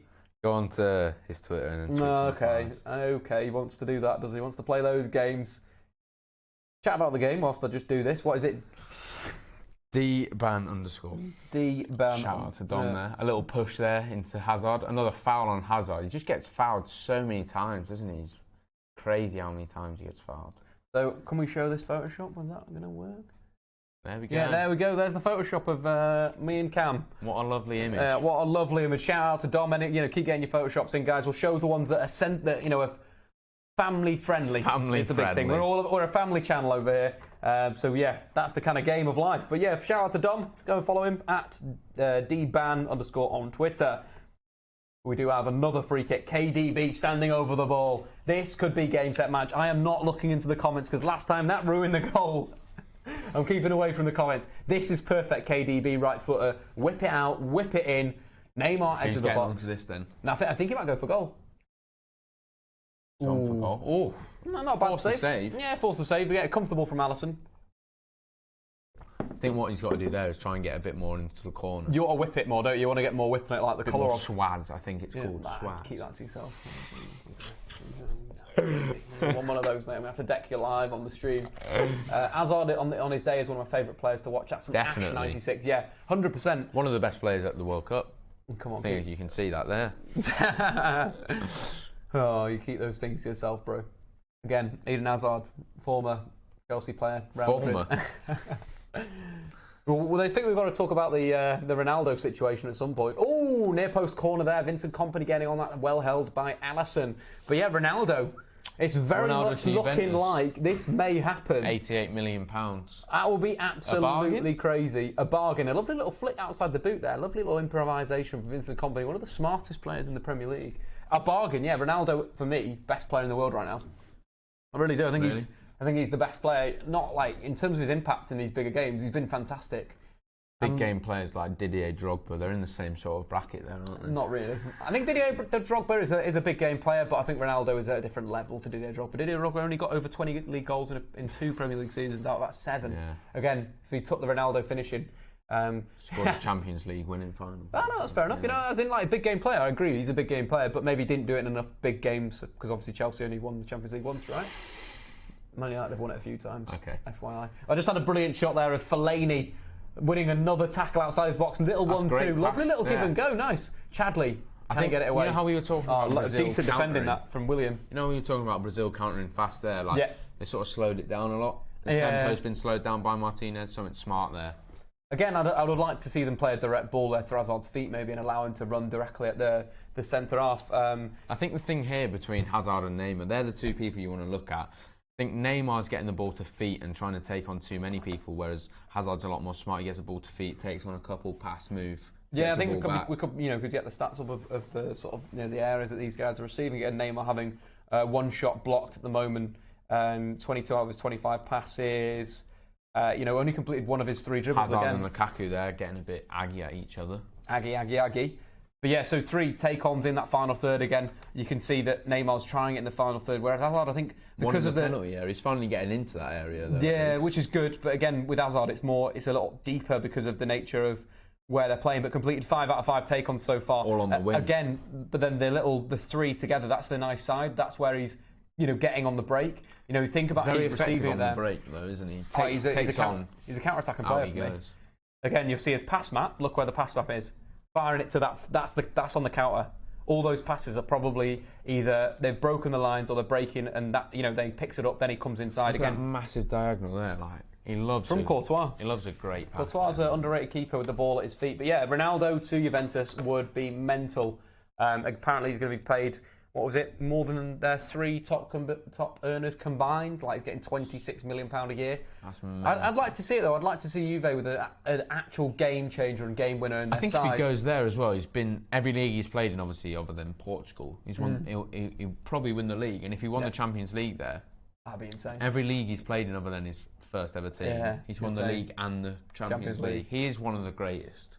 Yeah, I think in terms quite of simply. Yeah, and I think he'll be liked for more than his time. Like Diego Maradona, he was liked, and now he's just turned into some sort of idiot. Yeah. I think that's the big thing with Diego Maradona. He's not, not setting the world alight with what he's doing at the moment. Camera froze. Young William. Go on to OBS. There's a camera froze. Yeah. Activate, deactivate. Go on to the A7 tab. Activate, deactivate. Well, it says deactivate, then activate. Sorry, guys. The visuals will come back very shortly. There we are. We are back. Good work, Cameron. That was awesome problem solving on the fly. Producer Cam. Now, guys, Statman Cam. Shout out to Producer Cam. Go and follow him on Twitter. He's got a Twitter account somewhere. I don't know what it is. So. Cheers. Yeah, Ronaldo is the GOAT. _Waters. I can't lie. Fellaini has looked good. That was the comment I wanted to see. So we can go and look at Mauro and Fellaini doing the business. I think for what we can say, being combative. Fellaini's very, very good in this combative role. When he needs to be aggressive and win the ball and so forth. Again, we haven't registered any tackles on the stat zone app. That's a lie. They're lying to you guys. He's made some clearances in the penalty area though, and 2 ball recoveries. But again, keeping it nice and safe. Here we go. Neymar in the box. Shot. Over the bar. Offside. Referee. So. They're quite late with all the flags this year, I think. They've been told to be late. Yeah. For VAR, yeah. They've been told to keep their flags down and then go up. But he's had the ball there. He's continued running, shot off, and then he puts his flag up. They're literally told to wait for the event and then they can go back. A bit of a foul that there. That is a little bit of a foul for money here. Bit of a dodgy. Don't defend like that in the box, do you? He completely misclicked. Imagine if he kicks him in the face there. Jesus. Game, set, match. Cameras froze. We've sorted it now, guys. Don't you worry. But that is half time. 2-0. Belgium absolutely dominant on the counter-attack. We've got a little bit of a VT for you. It's on Man United new boy Fred. It's a little bit of analysis that I've done. So DJ, can we spin that record? So it's time to move on to Fred's strengths. First up, his ability to roam and is a massive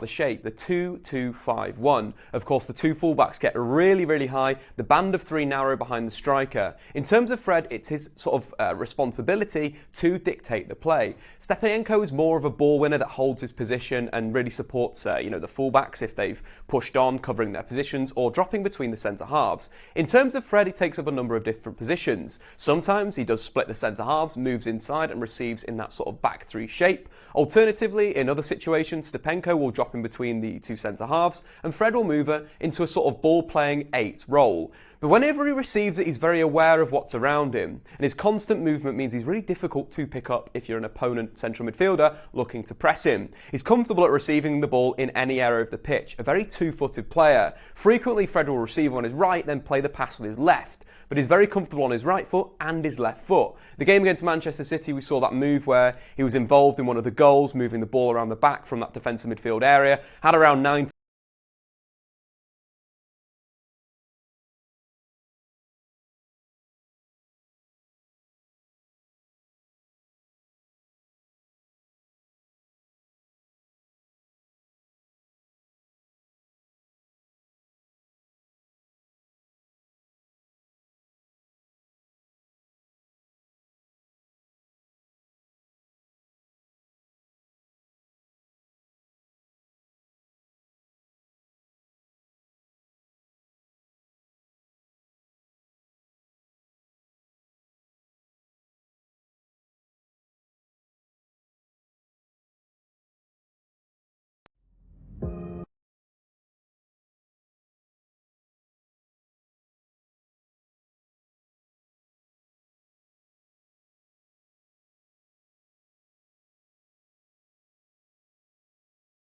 Now, got to turn my mic back on. Mic's back on. Yeah, cheers. I just had to shoot to the toilet. Didn't manage to get to the toilet. We've got a little bit of a problem with the halftime VT, guys. We will be back, though. We'll be back. We are back now. Again, I'm going to grab some pizza. We've ordered some pizza. Some really good pizza from Sandbar in Manchester, guys. Apologies. Slight technical issues with the VT. Do you reckon we'll be able to get it working, Will? We are back. What have you thought about the half so far, guys? What do you think about the first half in the game? Of course, Belgium 2, Brazil 0. Big stuff, of course, from Roberto Martinez's men. Fantastic counter-attacking football. Again, that's the big stuff that we wanted to see at this World Cup. Quick breaks, lots of goals, and that's what we've had.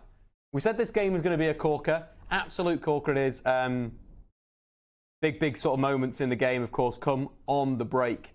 The big one, of course, the second goal that kind of arguably is going to kill this game was a fantastic counter-attack from, of course, Belgium. Moving the ball, defending a corner, winning it back, breaking through the middle. KDB, Lukaku. What a run that was from Romelu Lukaku. An unbelievable run through midfield. Only gets one take on with a star. Deserves about 12 with his ability. But what a finish as well from KDB. Lashes it across the keeper. A classic KDB finish for me.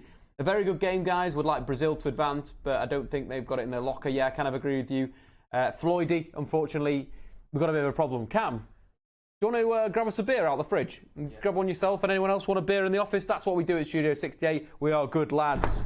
Oh, Cam, slamming doors and stuff. But yeah, get into the comments if you've got any questions about halftime. Who's been dominating as well for you guys? Who do you think's really leading the line in terms of for Brazil? For Belgium, for both of the sides in a way. Let's go and have a look at some stats. Half-time stat analysis. With, of course, the Statman Dave Stat Zone app is in the link in the description below. KDB having 3 shots again, being positioned as a false 9. Very tasty tactics from Roberto Martinez. You think about where he's been positioning himself in this system. It is a 4-3-3 from Roberto Martinez, which again is getting the best out of the likes of KDB. Lukaku's isolating, the likes of Marcelo and so forth. So it's one of these things where looking really good at the moment for Belgium, and KDB is very much at the forefront of the attacking play for Belgium. Coutinho completing more passes than any other player on the pitch. Some nice ideas. I think he's been picking up the ball in better areas. Been reasonably impressed by his ball playing. Needs to find Neymar a little bit more. Maybe if we have a look at the passing combination between those two players and to see whether that's been good enough yet, because I don't think they've been combining enough as a pair. So we've got Coutinho to Neymar. It's happened 10 times, to be fair. That is good.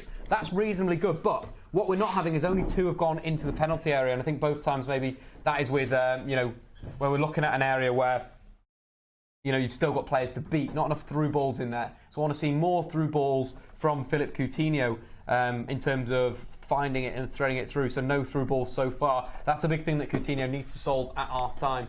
Who's been better of the 3? De Bruyne, Hazard, and Lukaku. I think they've all been awesome. Hazard? Hazard. Why Hazard? The pace he has on the counter. Yep. His dribbling. Yep. He's just taking people on left, right, centre.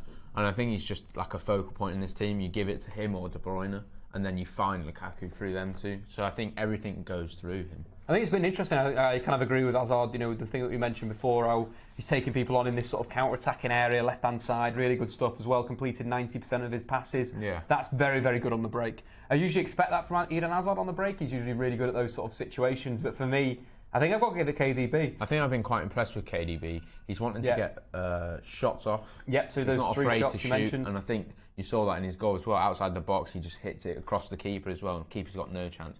But I think here, this is what I mean. They split it so well. So we just got a view of the TV where they're splitting. Brazil's defence drift across, and that leaves space. Him. I think the big thing with where KDB's receiving his passes as well, classic false 9 area, and it allows him to get onto the dribble, and it allows him to counter-attack. He drifts in there and leaves Lukaku open. It's mental. Nice. Really nice football. But again, KDB playing as the perfect false 9, and again his goal was absolutely fantastic. What a hit that was. What a goal we had in there. We'll show you a little bit of a replay of that. Again, you can do that on the Stat Zone app. For the goal was we play it and then we'll pull it up a little bit. So again, you got the break, the brilliant dribble for Lukaku, and the finish was so good. Superb goal. But anyway, we probably need to think about what Brazil can do to change this up, because they need to make some changes. It's definitely got to bring on Firmino for me. Yeah. He plays as the false nine that KDB's playing for Belgium, and I think that counteracts. I think you go through Firmino to get to Neymar. Rather than hitting Neymar, you hit Firmino and then Neymar. Well, that's the big thing, of course, with Liverpool in the Champions League, was hitting Firmino and then playing through, of course, the likes of, Mo Salah gets in on goal and in between the lines and X, Y and Z. I would arguably bring on Tayson as well. So from watching quite a lot of Shakhtar, because they're doing a scouting analysis report on Fred. Go check it out. There you go. There's the McPluggerson. Where's the plug? I really like that. It's disgusting, Banter. Keep that to yourself. I really like Tayson. I think he's a wonderful player. Douglas Costa looks so out of favour, Douglas Costa. Tite just doesn't care about him. Why don't we see Fred? I don't. Again, I think Tite's got a lot of personality problems. Seriously, like Fred, for me, from watching him, would do a better job in this midfield than Paulinho. Would you not put Fred in for Fernandinho? I don't think Fred's better when he can press. Fred's better when he can play a little higher up the pitch. Fred's better when he can get into that final third and so forth. So I'm a big fan of Fred, but I think not as a pivot at the moment. I think if you want to develop him into a holding midfielder when he's 28, 29, when he's a little bit more tactically aware, that would be really tasty. Shout out to Ben in the comments. Fred video was sick. Cheers, buddy. That was for you guys. Can Lukaku continue this great form? Yes, he can. But yeah, substitutions, Roberto, Firmino, Tayson. That's what I'm saying. For Willian, I don't think Willian's been as good in this game so far. I don't think He hasn't really got into it, has he? Well, zero take-ons. We was at 5 at half-time or 4 at half-time last game. I think he's been quite, is it secluded? Yeah. He's just been isolated in a way. Yeah. He just hasn't had the ball. And when he has, he's just not doing anything with it. He's received 20 passes, a fair amount of ball, but again, not doing anything with it. I'd probably take him off. I'd take Paulinho off, and I'd bring on Tayson, and I would bring on Firmino. Oh, no, wait, sorry. So Jesus and Willian off. And bring on Tayson and Firmino. Yes, that's what I'll go with. I think we might have the halftime video. Will? Have we got the halftime video? Nah, let's leave it. I kind of need to go to the toilet, but maybe I'll just hold it in for the whole half. Are you going to be all right on your own if I leave you for 30 seconds? I'll try it on my own. All right, okay, you chat to the guys in the comments. It's going to be Statman Cam right now, okay? Be nice to the guys in the comments. Maybe talk about Belgium and how they can make some changes if they need to make any changes. What would you do? Or just give them the news. I'll give them some talking points. Yeah. So yeah, I'm Statman Cam. No, I'm joking. What do you think about Buffon signing for PSG? Then obviously going. I don't know how much the transfer fee was. Do you know? Free. Signed on a free. That's a brilliant signing there. Obviously, Buffon won 9 titles in Serie A. Did you know that, Will? 9 titles. What a signing for PSG. But no Champions League. That's why he's gone to PSG, though. I think. What do you guys think? Not with Lukaku getting every single long ball pinged to him. No, I think Belgium, if they want to continue winning, I think they've just got to play how they do. Just counter-attacking football. They've caught Brazil on the break a lot. Brazil have sort of been quite poor in this game, I think. Would you agree, Will?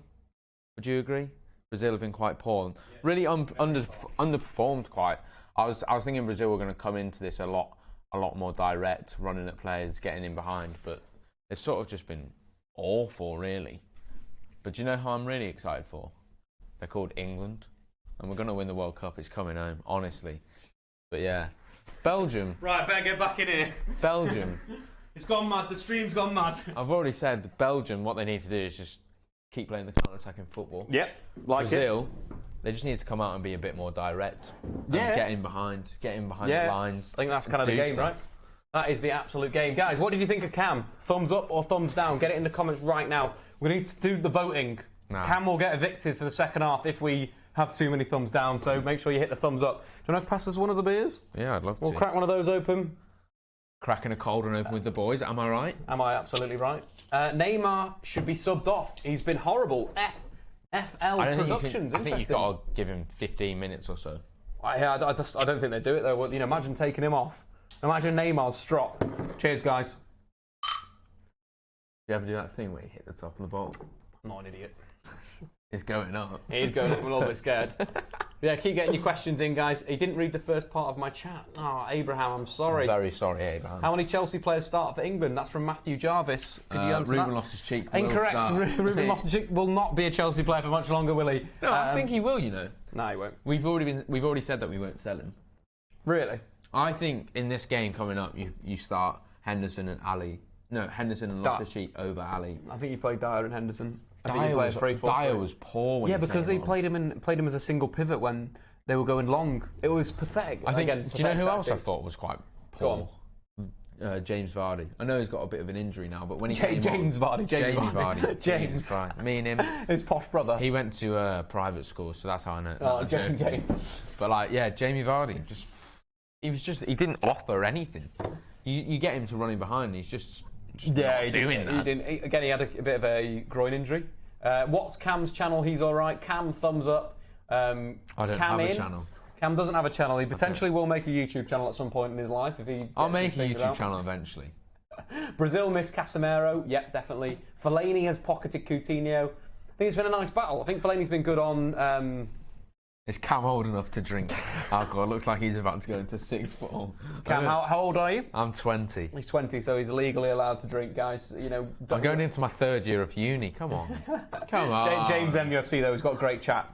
Yeah, I've seen him in the chat. Yeah, no, he's a great guy. Over the past few days as well. But remember, if you're drinking, drink responsibly. Have a little hydration of H2O. Hydration Cheers. Nation.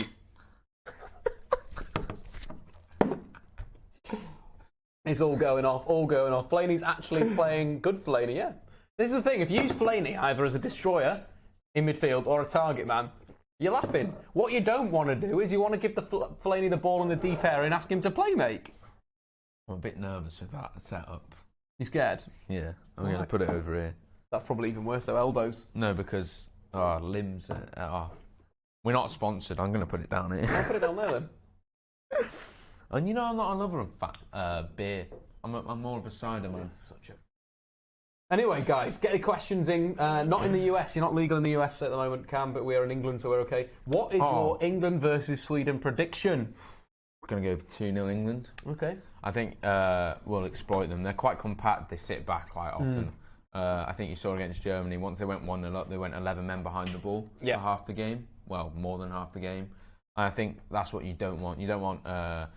their only danger man, really, for me, is Forsberg. Emil Forsberg. I think if he gets in behind and scores, they'll sit back. The big thing you've got to take the lead. The big thing with Emil Forsberg is a player that comes in from the wing and playmakes. He's like a wide playmaker.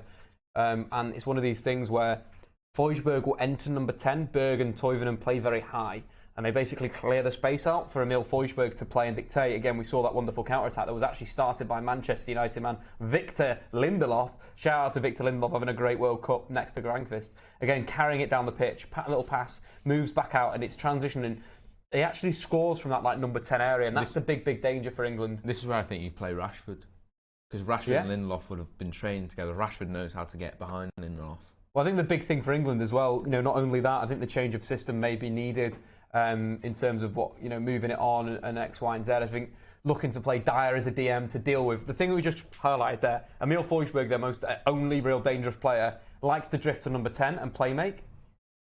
If you play two DMs, no space for him to play. And again, but that means that England will have to play maybe a 4-3-3. You've potentially got Jess Lingard and Rashford off Harry Kane. That's why you can't really play. You can't really play Jamie Vardy, obviously, with his injury. But you could potentially play Raheem Sterling, who's done it really well for City on that right wing. Yep. All the goals. You know what I mean? All the Gary goals. We've got Ronaldo to Juve, maybe happening. It just seems to be a bit too much of a strong rumour now. But we are in the second half, guys. 45 minutes gone and 42 seconds. If you want to match your stream, we just got another free kick. Eden Hazard getting poleaxed once again.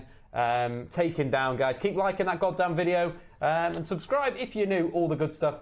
You need to get them to foul you. Are these live streams continuing into the Premier League? James asked. James, they will be. We'll be doing maybe one a week, 2 a week, probably one a week.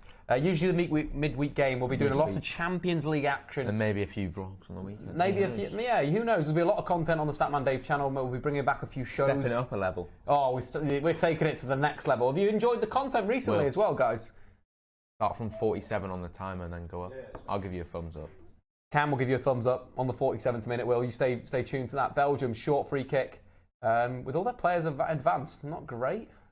When your centre halves are up, you've got to whip it. Willie whippers it into the box. Brazil pressing out 2 here. 2 on 1. Oh, good ball. Here we go. Chance. Hazard can't get the ball under. Hazard. Yeah, you know. If he was at Chelsea, that would have been in, you know. At the same time, though, Marouane Fellaini's creating chances and Eden Hazard's messing it up. I think this game's been quite exciting, lived up to expectation, really. Yeah, 100%. Should we do some half-time bets? Was it 2-1? I said 2-1 Brazil, you said 2-1 Belgium? I went 3-1 Belgium.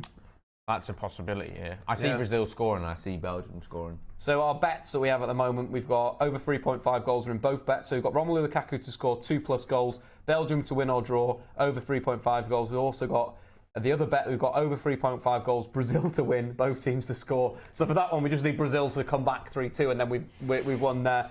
Maybe we'll throw something at half-time just for a little bit of fun. Maybe a Lukaku goal next.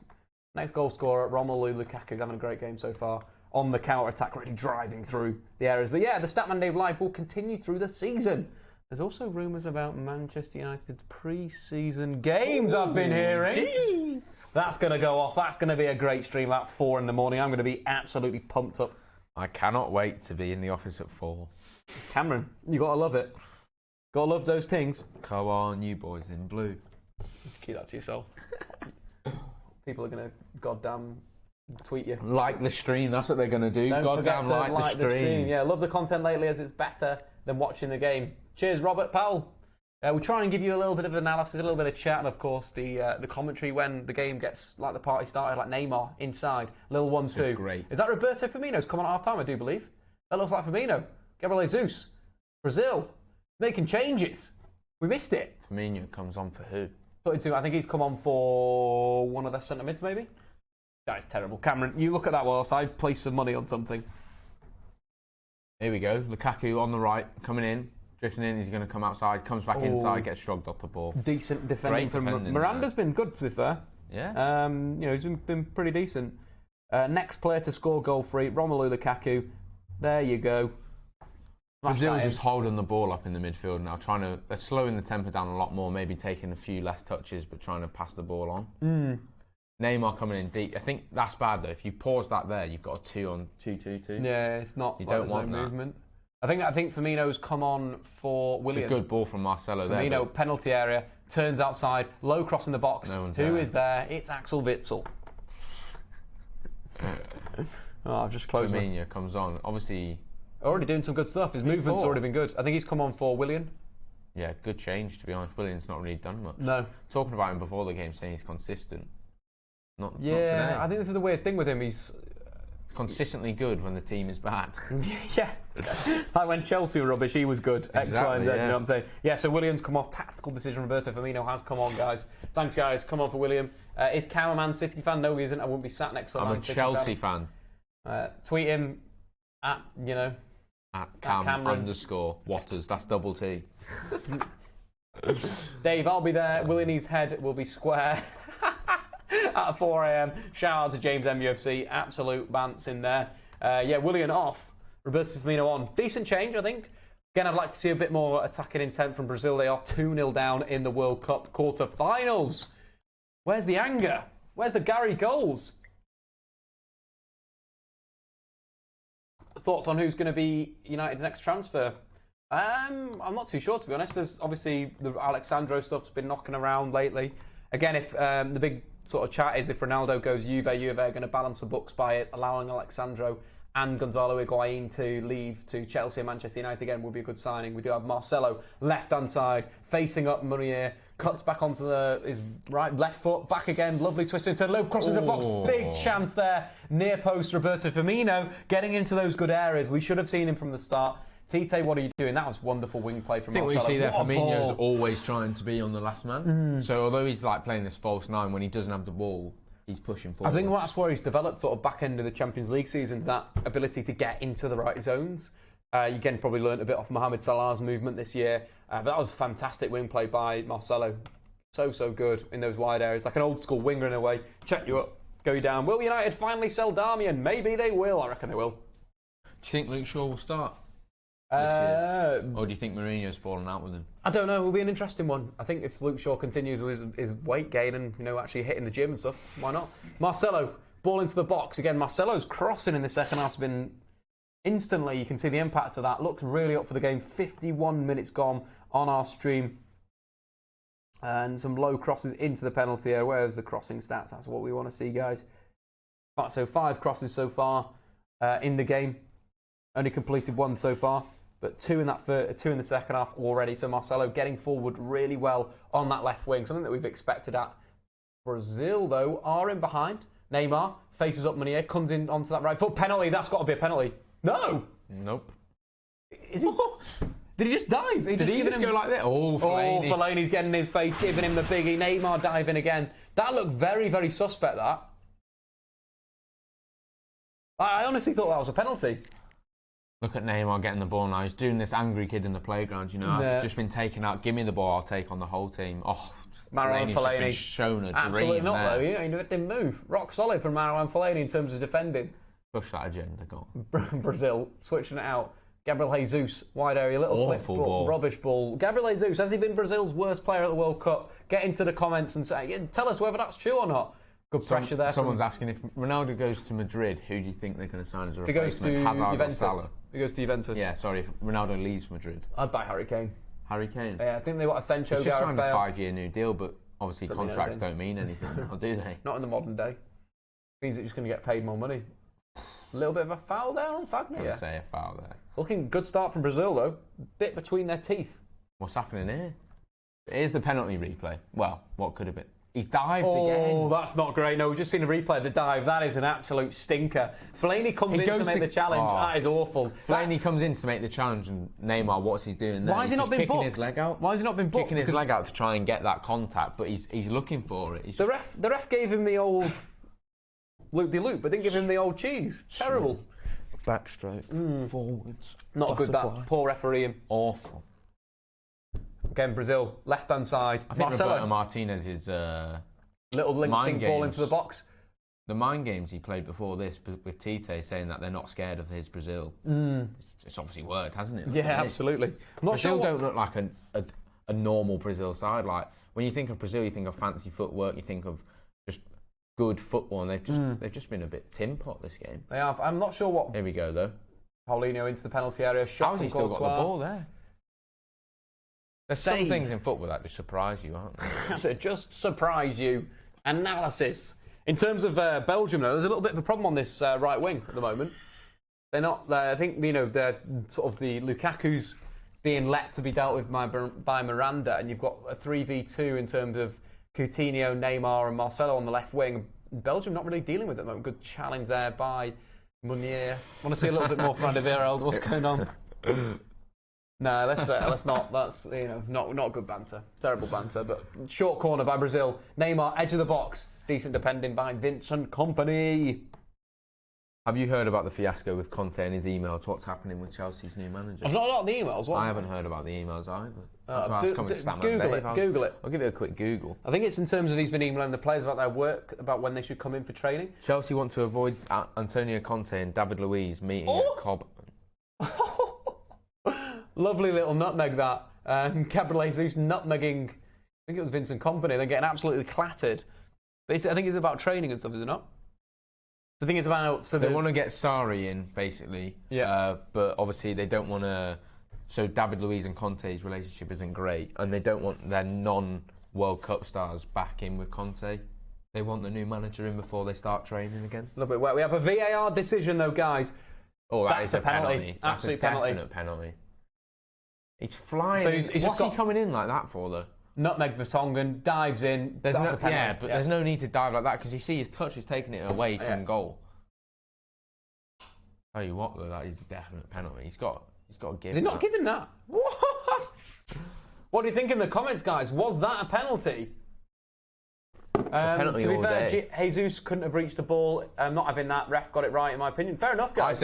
I said that as well. Jesus couldn't reach the ball there, but at the same time, he's there's no need to do that, is there? He's fouled him. He's taken him out. Lukaku's been an absolute beast today. I'm kind of cheering for the ref. Kappa. Wasn't a penalty, in my opinion. Yeah, get into the comments, guys. Was it a penalty? Was it not? Bit of a clumsy challenge, though, by Vincent Kompany. Real clumsiness. Again, maybe you want to see more. Better defending. Stay on your feet, lad. Long ball out from Belgium, trying to hit the main man, Neymar and Firmino.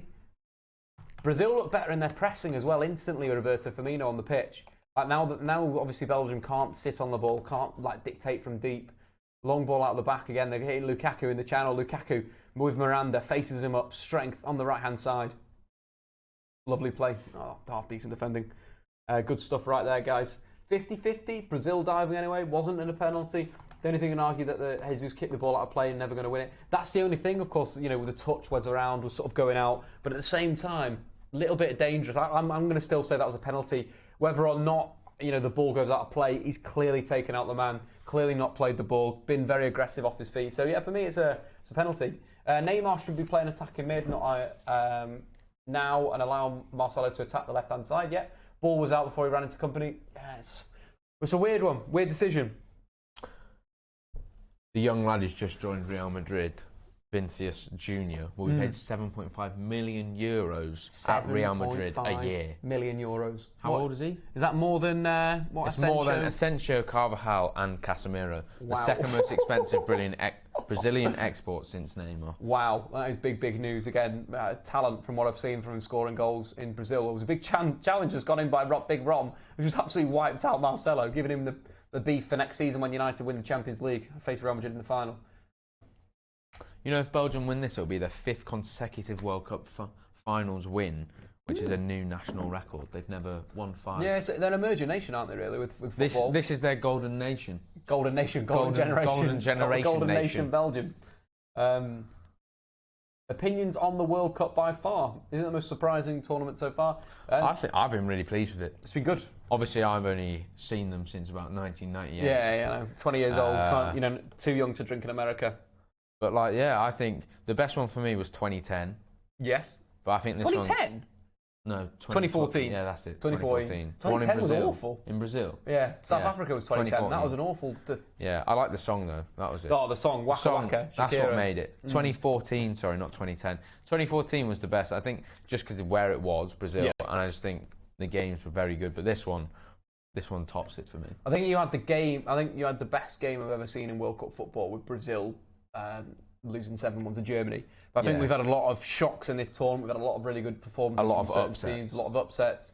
Some really good games of football like Argentina. I think France. Russia have really come out of the blocks and surprised me, but there's a lot of controversy around that. Let's maybe not touch about that if we want to keep our lives in the coming years. But yeah, very interesting how watching CSK Moscow being very a lazy off-the-ball team to this Russia team that pressed really, really well. But anyway, Brazil, final third. Marcelo out wide, can he cross into the box? Low cross comes in, for a shot cleared there, away. I think, a shot cross, a slosh, as Jimmy Conrad used to say it. Hashtag Jimmy Conrad. Isn't it hashtag, not warm balls? Hashtag. Something like that. 2010 was good. United should start buying young Brazilians. Yeah, they should do. I think the 2006 World Cup was also very good for an upset, especially with the Zidane headbutt in the final. Yeah, that was pretty toasty. Was it 2010, the karate kick from De Jong into... Yeah. Into his chest. What's going to happen in this one? Something's going to go off in it. Marouane Fellaini's going to England are going to win. That's what is going to happen. England, Belgium. Oh, Witsel diving. Brazil have lost it, looking awful. Then they don't. I think what they've got to do is keep getting the ball out to Marcelo. Seems like their main sort of creator of chances and stuff. Keeps getting those low crosses in. One of those is going to come off eventually. What can Tite do to swing it in Brazil's favour? It comes from the comments. Yeah, this is a really, really interesting one. Something that we mentioned in our halftime analysis. I think the change for Firmino on. Yeah, that's good. But I think he now needs someone creative to come on as well. Yeah, I think sits in deep behind them. I think now when you're playing someone like Coutinho, they need to get the ball more to him. Yeah, he doesn't really see the ball this half. No, I think with Paulinho as well. I think he's now a passenger in the side. I think you want to be, looking in. We can check out the bench again.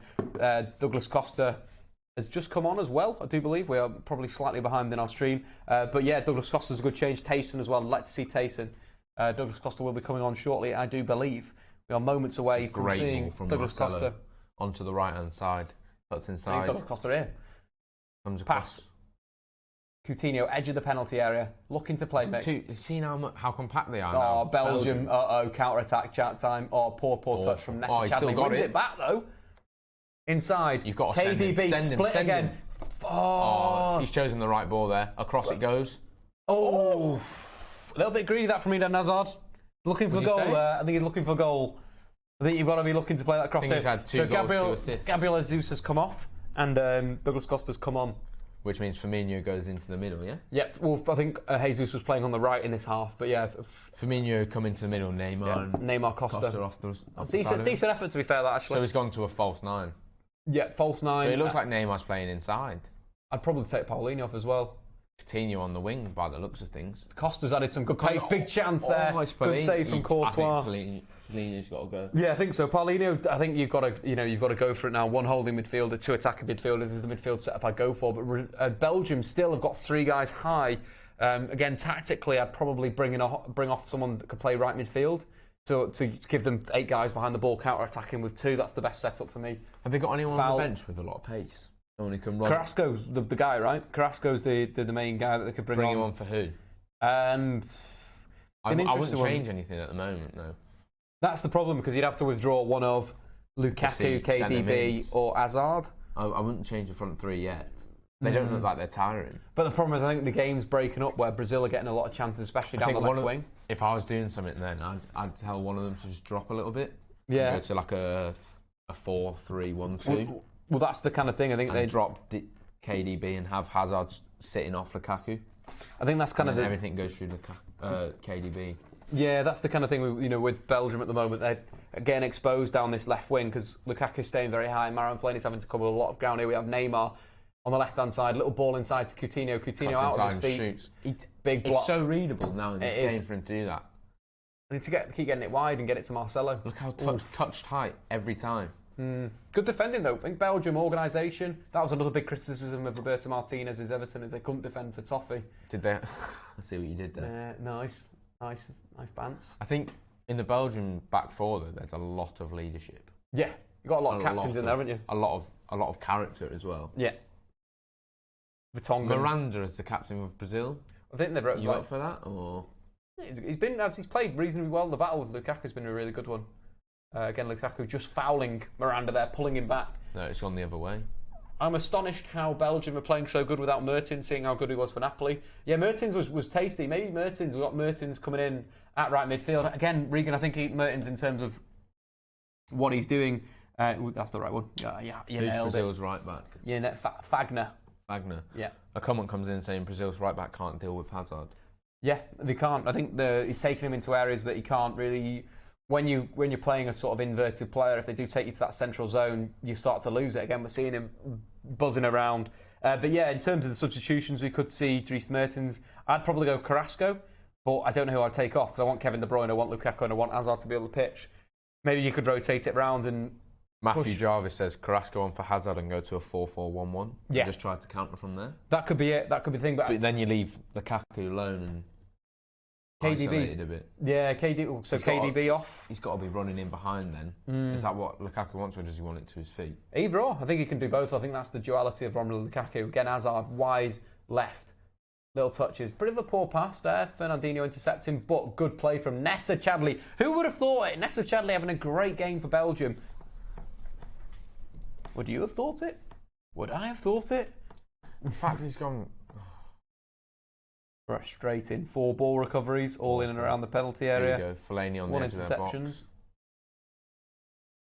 A foul from behind there. Oh, he's gone down again with his. Oh, I've had enough of this. He had enough of him. I've had enough. He had enough of Alderweireld getting down nice and tight. I hardly caught him. No, but like, look.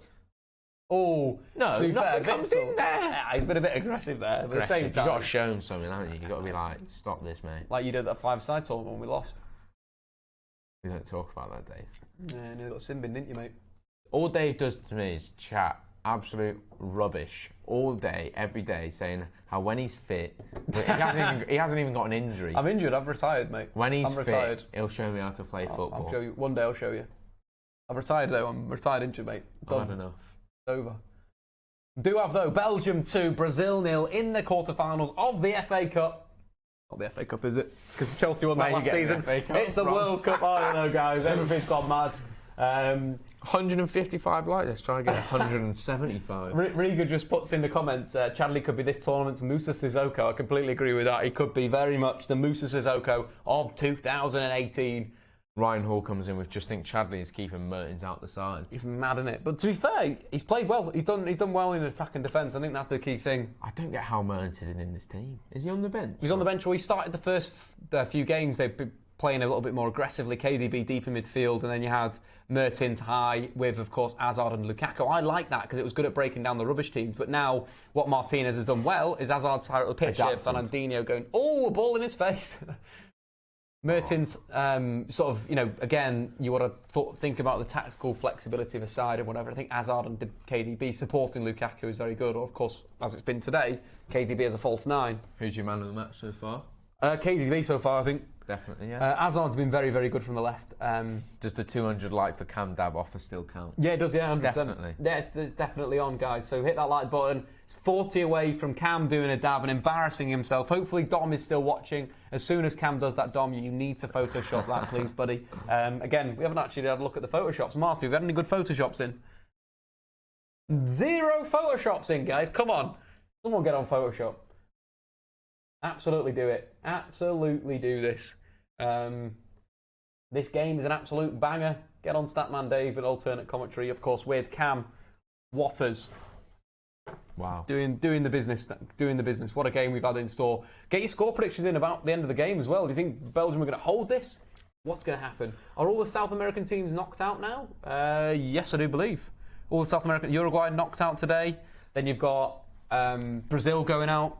But again, you've always got to look when you're doing your betting in terms of tournaments. France-Belgium semi-final, though. What it's going to be tasty. That'll be really good. And then England versus Croatia. Croatia. So on my game of Foot Manager, keep going back to this. Well, if we beat Sweden, let's just not put ourselves too ahead of ourselves. Touch some wood, yeah.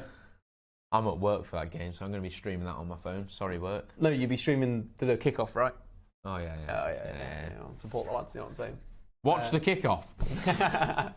So, yeah, it's the first time in a while, Regan, but South American teams, you've got to remember that this tournament is in Europe, in a way, and you've always got to think, in the World Cup, teams don't travel very well. There's, the first time that a European team won it was in Brazil, 2014. The World Cup's been going since, 1930? 1930? 52. Look great for my age. 52 years of it. That's what everyone says. Favourite Kanye album? Graduation. I don't know the names of stuff. Yeah, I just know the songs. Okay. I'm very sorry about that. Oh, Lukaku with the burners on again. Pace down the outside. Oh, he's too far. Oh, slightly. He needs to learn how to stop that, doesn't he? It's just taking those little steps, isn't it? I think that's a big thing that players like Raheem Sterling need to develop when they're shooting, is taking the little steps before they're in that situation. So slowing yourself down before you have to slow down in a way. Having that mindset to be like, look, getting into penalty area, this is where the small steps start, where they finish. It was a nice run from Lukaku. Playing really well. Costa. He's made a bit of an impact, hasn't he? Ooh, shot comes in. I don't get what Tite is trying to say to them. They're like, cut inside and shoot from... If I was on Football Manager right now, I'd be working into the box. Working it, yeah. Well, that's the big thing. I think that's the struggle of these big teams in the World Cup, is they've really struggled to break teams out. Marouane Fellaini with a lovely bit of chest control. Got the best chest, don't Best chest in world football. Amazing. Oh, get up. Eden Hazard takes off one of the Brazilian players, little popped inside. You've got to play it quickly. Nice, Brilliant Eden Hazard, football. good football. Overlap. Oh, good defending from Marcelo. A little bit of breaking news here. Well, not breaking news, but a bit of banter from to David Beckham. So Ibra's posted on his Instagram, "Yo, David Beckham, if England wins, I'll buy you dinner wherever you want in the world. Anywhere, where would you go?" Off the top of my head, I'd like to go to Japan for sushi. Japan for sushi? Yeah. David Beckham's that just came off my head. Or Italy for pizza. I've had Italy pizza already, though. And it was amazing. Me, Dave. Next season, we'll go watch the Serie A game. Absolutely not. You're not invited. But if Sweden win, you have to buy me whatever I want from IKEA. Is that what he said from IKEA? What are you saying? That's good banter. What do you reckon he'll want from IKEA? Oh, you see, if I was Latin, I'd be picking something really expensive. The most expensive. Like a new kitchen. Like a whole new kitchen. Marcelo, left-hand side, facing up Munier.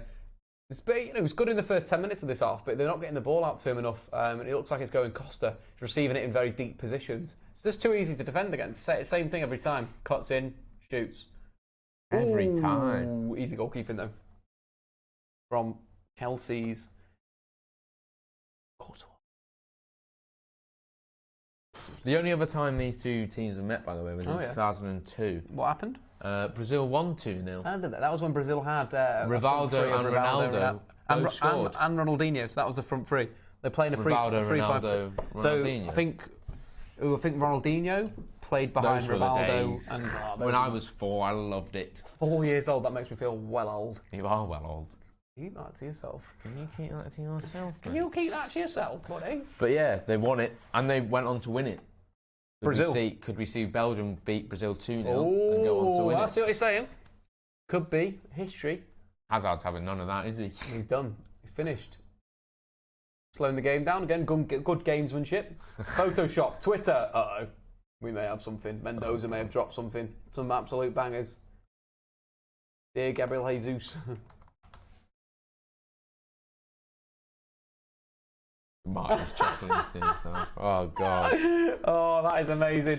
Shout out to Luis Mendoza. Oh, I nearly lost my phone there. I was so excited. That is an absolute sick Photoshop. Why are we both pointing like, we need you? That's what I think we were doing. We need you to Photoshop. I'm just going to get it on Twitter, but I'm not going to go on Twitter without finding the photo. There you go, guys. That is absolutely sick. Did they have Kaka as well during them times? I can't remember, I was only 4. Kaká was more... No, I think they did. They have Kaká in that tournament, Marty? I think that... Yeah, I think so. But this is a Photoshop of the day, guys. This is absolutely banging. I'm Marouane Fellaini. I've been beaten up, and you're Roberto Firmino with your lovely, shiny teams. That is one hell of a Photoshop. Fair play to Lewis. Shout out to Lewis. Go and follow him on Twitter at LewisCMS31. You have nailed it today. You at the moment are getting that mint arrow sent to you. Mint arrow sent to you. Check Photoshop. Yeah, good work. Brazil getting desperate here. I reckon Marcelo could play as an attacking left mid and the right end anyway. Yeah, I agree with that. Missed something. What have we missed? Missed that Munez got a yellow card for fouling Neymar. Oh, so he missed. He misses the semi-final. Oh, that is big. If they go through, he misses the semi-final. That's a massive loss for Belgium. That is a big loss. There was comments saying about Dylan Watton comes in. Munier's been solid at the back today. I think he's been very, very good as well. I completely agree with that. A massive loss. So what do? Do they go to a back three? The problem with Belgium is they just have no fullbacks. They just have no... Like, if you're a young Belgium kid now and you're about 12 years old, go and play fullback because they don't have any fullbacks. Position. So if I had kids, I'd be like, look... Play right wing back. Look, Steve, Statman Steve, you're playing right back. Come on, Statman Steve, you're out there somewhere. Yeah, you... Ooh, remember this is a child-friendly show. Keep those thoughts to yourself. But let's get up Munier's stats to quickly move on. If we need to, we got it. Yeah, we got it. We've bloody got it. So Munier today. I think Munier's been solid. I think he offers them an outlet on the wing. I think that's the interesting side of him. If he tackles, now that he's suspended, they have to go to a back three, 3-5-2. But then the problem is they haven't got any wingers. They've got no wings. They've got no Nacer Chadli. Chadli's going to have to play right wing back. Here we have Douglas Costa bearing down on goal. Vertonghen to beat. Goes on his outside, shot across, saved by the keeper. It's so individualistic by Brazil. It's every single time they take you on and they'll go for goal. But anyway, Munier, 3 out of 3 tackles won, all in a lovely little area inside the box as well. Crucial. That's where you need to make those. That's where you need tackles. it. 2 blocks as well. Brazil just aren't doing anything for me. No, they're not, and they're 5 ball recoveries. Very poor. Munier is going to be a big miss. Almost a big miss for the next game. A handball appeal there for Brazil. Gets nothing. See you later, mate. Oh no! Thiago Silva on the ball, driving forward, sort of like Harry Maguire. Ball outside. Neymar, final third, little ball up, all cleared by Vincent Kompany. Again, too flat, too direct. Here we have Coutinho. Can the former Liverpool man open up the door? Little ball over the top here. Nice. Header comes in. It's a goal. Who was that? Who scores that? 8? Oh, it's Renato Augusto, ex-Bayer Leverkusen man, scores with a crucial error. We've got a game on our hands here, guys. Ball over the top. That was a fantastic. Obviously, that is the Coutinho. The 4th. Magic. He's been directly involved in 4 goals now. 4 goals now. Yeah. 4 goals at the World Cup. Fantastic play. What a ball that was. Lovely header. Look at that. Perfectly weighted on that. Straight over the Kompany's head. Vertonghen's got no. That's what you need sometimes. You need runners from midfield. Vertonghen's just not keeping up, and he's just free header. Bounce just before it goes in. Courtois had a good game, but could he get to that?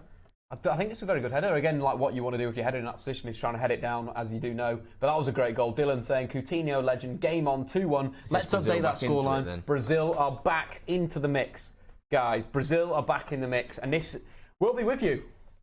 If there's a penalty shootout, we are going to be staying here. We may not be as sober as we are right now if it goes to the penalty shootout, but we will be with you guys all the way through. Yeah, maybe we'll do a half-time video at the break in between extra time so I can go for a little toilet break.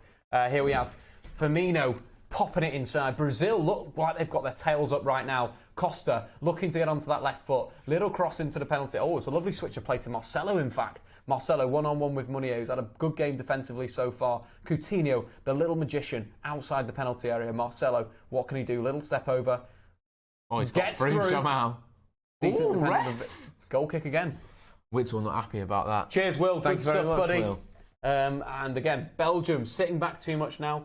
I'd have taken Ramirez. He's still a baller. I want Pen, says Regan. Haven't been watching. What's Lukaku been like? Ellis. Lukaku has been so good carrying the ball. Got a brilliant assist where basically there was a counter-attack opportunity from a corner and basically Lukaku flies through the centre of the pitch, bursts through the central midfield. Brilliant take on. Pass out to KDB. KDB rifles a shot across goal. Goal time. Very important, that goal was. Very, very important for, of course, Brazil. Someone saying Nunez just resting himself for the final. That's a fair point. You need to know what you want to do. But here we have Brazil on the counter. Coutinho. Is that Coutinho? No, No, it's Neymar. Little ball into the middle. box. Lovely Back hold to up play. Firmino. Oh. I think that's what you get from Brazil are Firmino. getting into the game. They now. really it's are. taken them 70-odd minutes to get into the game, but The Samba's absolutely he's started. miles off. He is miles off there. But How's he not caught that? Neymar again on the last line. What we want to see. Got the strength from Firmino. Ball, Firmino underrated of how strong he is in the penalty area. Lovely little spin and, nice and little shot touch as well. there. Yeah. Oh, so close actually. Very close. Ooh. A lot of Brazilians going wild into the comments. He's got to start if they go through. Who's got to go through? If Brazil go through, they've got, Firmino's 100%, got mate. to start. Gabriel Jesus has been atrocious. Again, we've 21 shots from Brazil this game. They've all been from far though, haven't they? Let's have a look at the shot map's not been good enough for Brazil. I think that's a problem. They keep like everyone just cutting in and shooting, not creating a good quality of chance.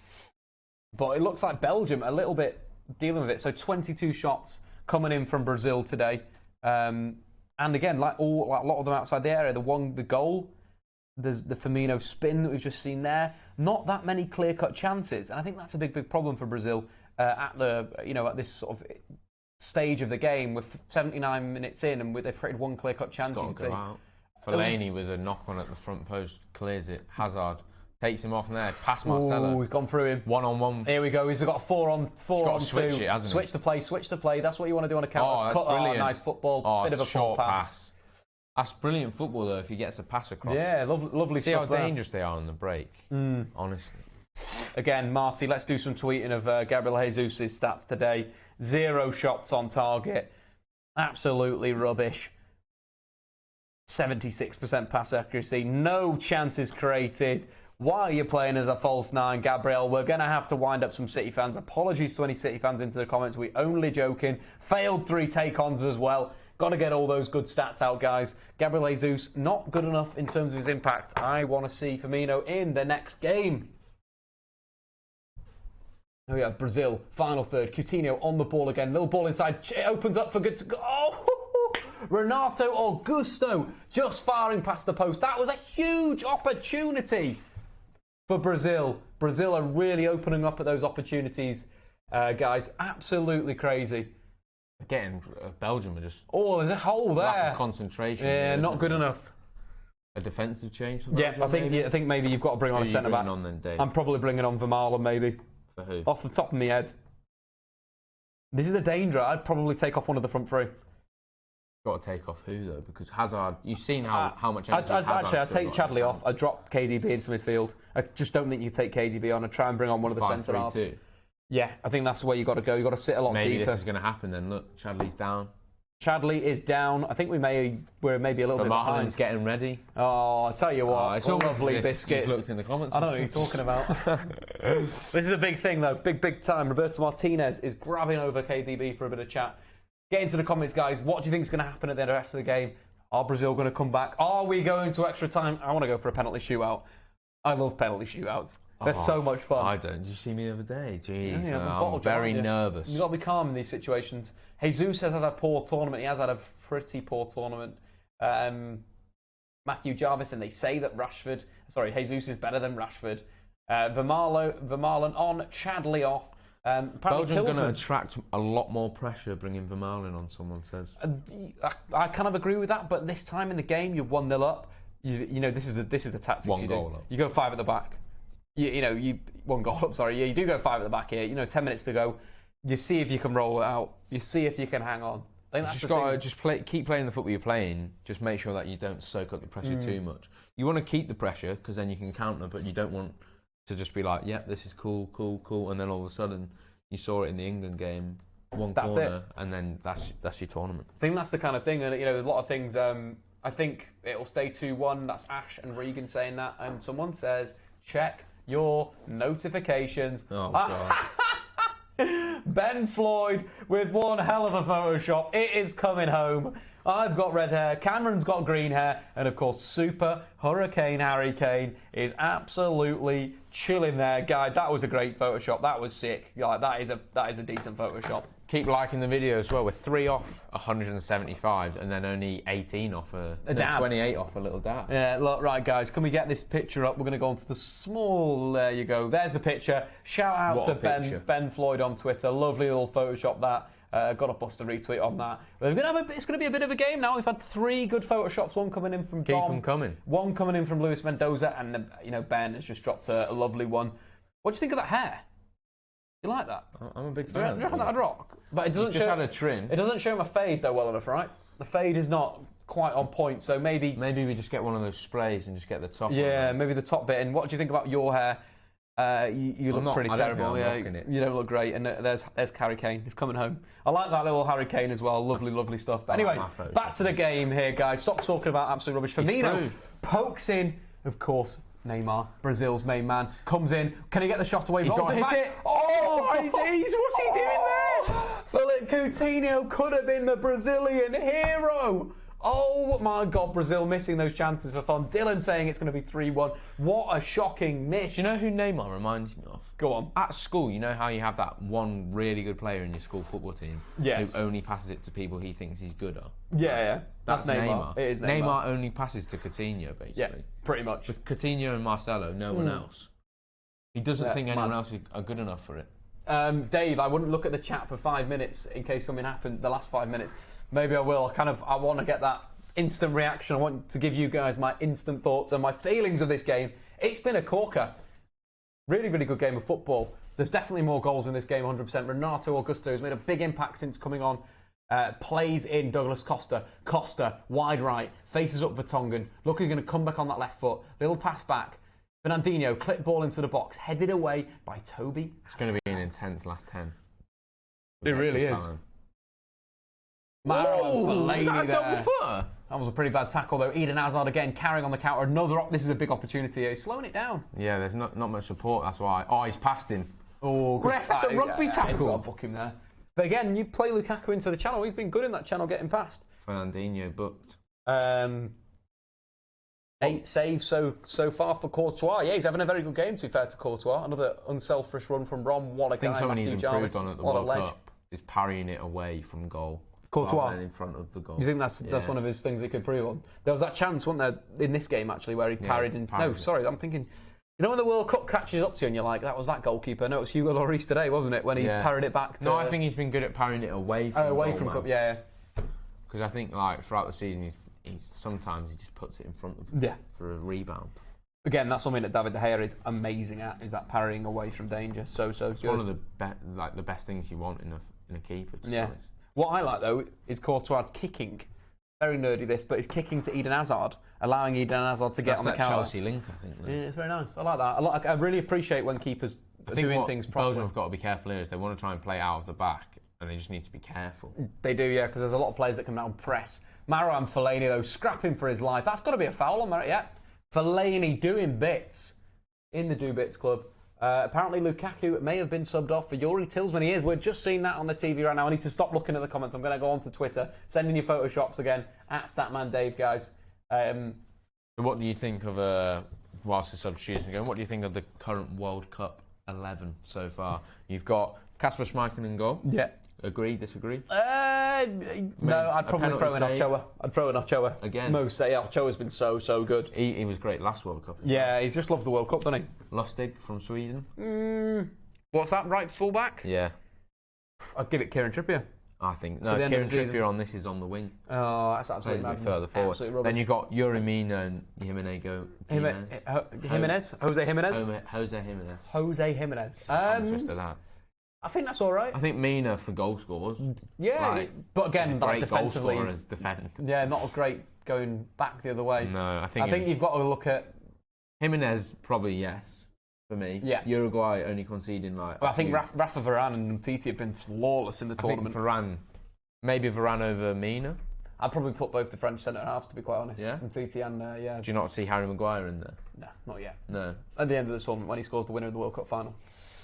What about Ricardo Rodriguez? No, absolutely not. That's absolutely rubbish. I don't know where this team's coming from. It's not. Let's maybe switch it to the knockout stages. Go to the weekly one because it just seems a bit stinky. The weekly one, then you've got Pavard in there. You wanted a French. Yeah, but then that's for the goal. Akinfeev for Russia. Save the penalties. Mina, he scored. Yeah. Kutipov. Yeah, the Russian probably wouldn't Guerrero take him for Portugal. No, these teams are mad. Mbappe, yes. I'm throwing Mbappe in, yes. Hazard, Cavani. Talk about that. Cavani's 1-2 with Suarez. Oh, that was a brilliant goal. That's one of the best of the tournament. Really, really good goal. Unbelievable. Casemiro and Rakitic in the midfield. I'd probably play Modric. Oh, Modric has been good. Yeah, he missed the penalty, but boy, he was good in that game.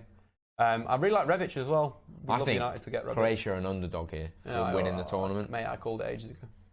Yeah, I know. It's clipped up somewhere. Yeah, it's clipped up somewhere on my Twitter account. Go and follow me at Statman Dave. But anyway, let's get back to the soccer. The goals. The soccer.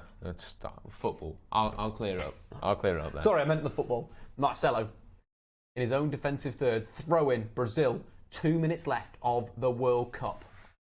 They've got to pull something out the bag. Somebody has got to find that rabbit in that magician's hat. Who's it going to be? I don't know. I'd also throw Pogba in that team. Yeah, shout out in the comments. I'm trying to not look at the comments because I want to get the emotion. Ball in. Edge of the area. Poor touch from Roberto Firmino, I think that was. I'll move my computer this way. Yeah, Douglas Costa winning the ball back very, very well. For me, Kane's got to go into that tournament team of the season. 3 penalties, 2 dodgy goals from corners and 1 deflected. He's won half of those penalties, though. You've got to be in it to win it, haven't you? You've got to be in it to win it. Brilliant turn by Eden Hazard. He's ridiculous, Oh, what a lovely little professional foul that was. I love it so much how he gets fouled and he just looks like an angry kid. He's like, I've had enough. I've had enough of your Fagner getting booked for Brazil. Another Brazilian booking, trying to stop Eden Hazard, who today Surely they've got a better right back than that. Well, you had Dani Alves got injured, didn't he, before the tournament? Oh, yeah. So it was either him or Danilo. How old's Alves now? He's old, 33. I was going to say, is he not retired yet?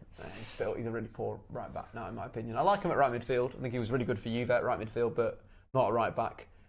Belgium, though, knocking it around the back. They have switched up to a 3 at the back system. Stephen Alson in the comments with is he? Lads. Stephen Alson. That is what we are. Thanks for joining us today. Yeah, we are. That is correct. We're going to have some pizza afterwards as well. I can't wait. We haven't even eaten the 2 decent ones. We've just eaten the margarita pizza. Wow, I want another slice of that margarita. I think that's what we ordered from this really nice place. The driver wasn't very happy with us because his phone was coming up with leads. Yeah. And then it all came up. Ball into the box. Oh, big chance at the back post. He's thrown himself on the floor there. Get up. Get up. Oh, the Brazilian players crowding the referee. There's got to be some yellow cards. Is that a VAR in his ear? Check the VAR. That was a ball in from Fagner. Back post. What's he doing? It's so soft. There's a hand from Munier, but no, it's not a foul. Absolutely rubbish. Neymar, you are disgracing yourself. Oh, he's gone to VAR. Nah, they're just going to get away. Yeah, not VAR. They're just doing the BBC. Get off. Bringing it all in. Are we hoping for one more goal? We are. I want to continue the stream. If I'm going to be honest, guy, I want to stay in the comments. I want to stay chatting to you guys.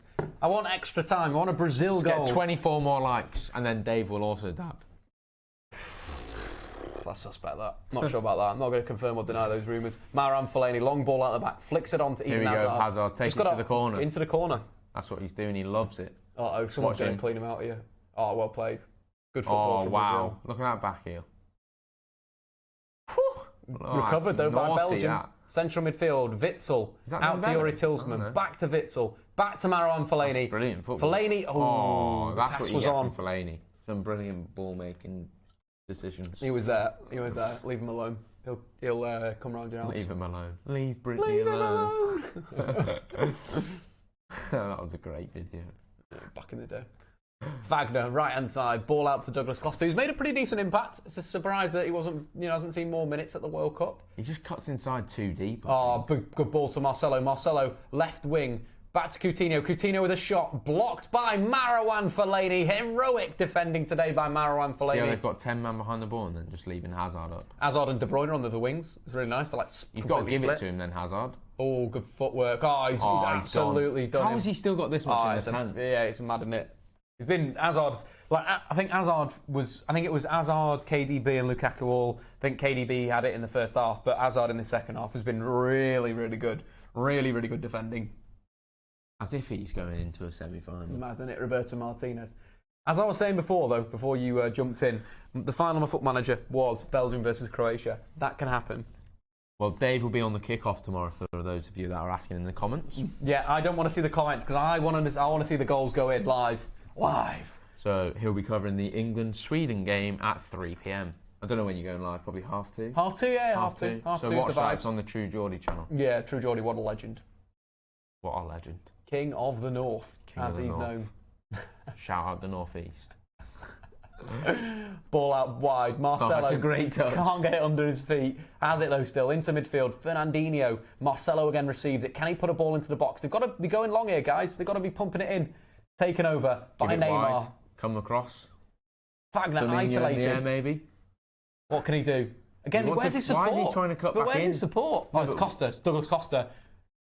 Little touch outside. Curled shot. Oh!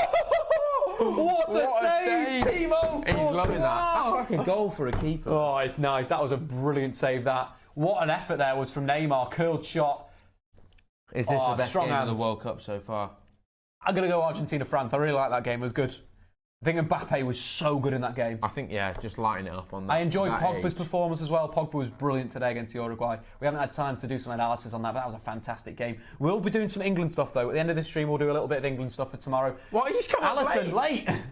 What was the point in that? He was still like... still sprinting to the box. He's like, bloody hell, I wish I was Belgium, this has got to be their first semi-final in the World Cup in history. Yeah, yeah. 1 minute and 4 seconds away from Belgium. First ever semi-final. Making history. National history. National history. For Belgium. The Red Devils. Great As Spencer Owen says, it's always a Belgium. Yeah. Sometimes. Not recently, though. Fellaini. Yeah, well, Fellaini's not always Belgium, a Fellaini. He's a goat. He's a goat. Jesus Christ. Ball out to Neymar and Fellaini. It's a push in the back, but Fellaini doesn't care. Neither does De Bruyne. Neither does Hazard. It's on. KDB. Oh, I think he's going to put it into the corner. He loves the corner. 30 seconds left. Oh, it's brilliant. On the corner. That is great gamesmanship. He's getting the crowd pumped. The Russian fans are going off. Look at them. There's Chipman again. Oh, I didn't see him before. Nice. KDB is going to play it short to Eden Hazard. Some proper shithousery right here. I love a bit of shithousery. Wow. Hazard in the corner. Oh, wow. Oh, Marcelo's done well there.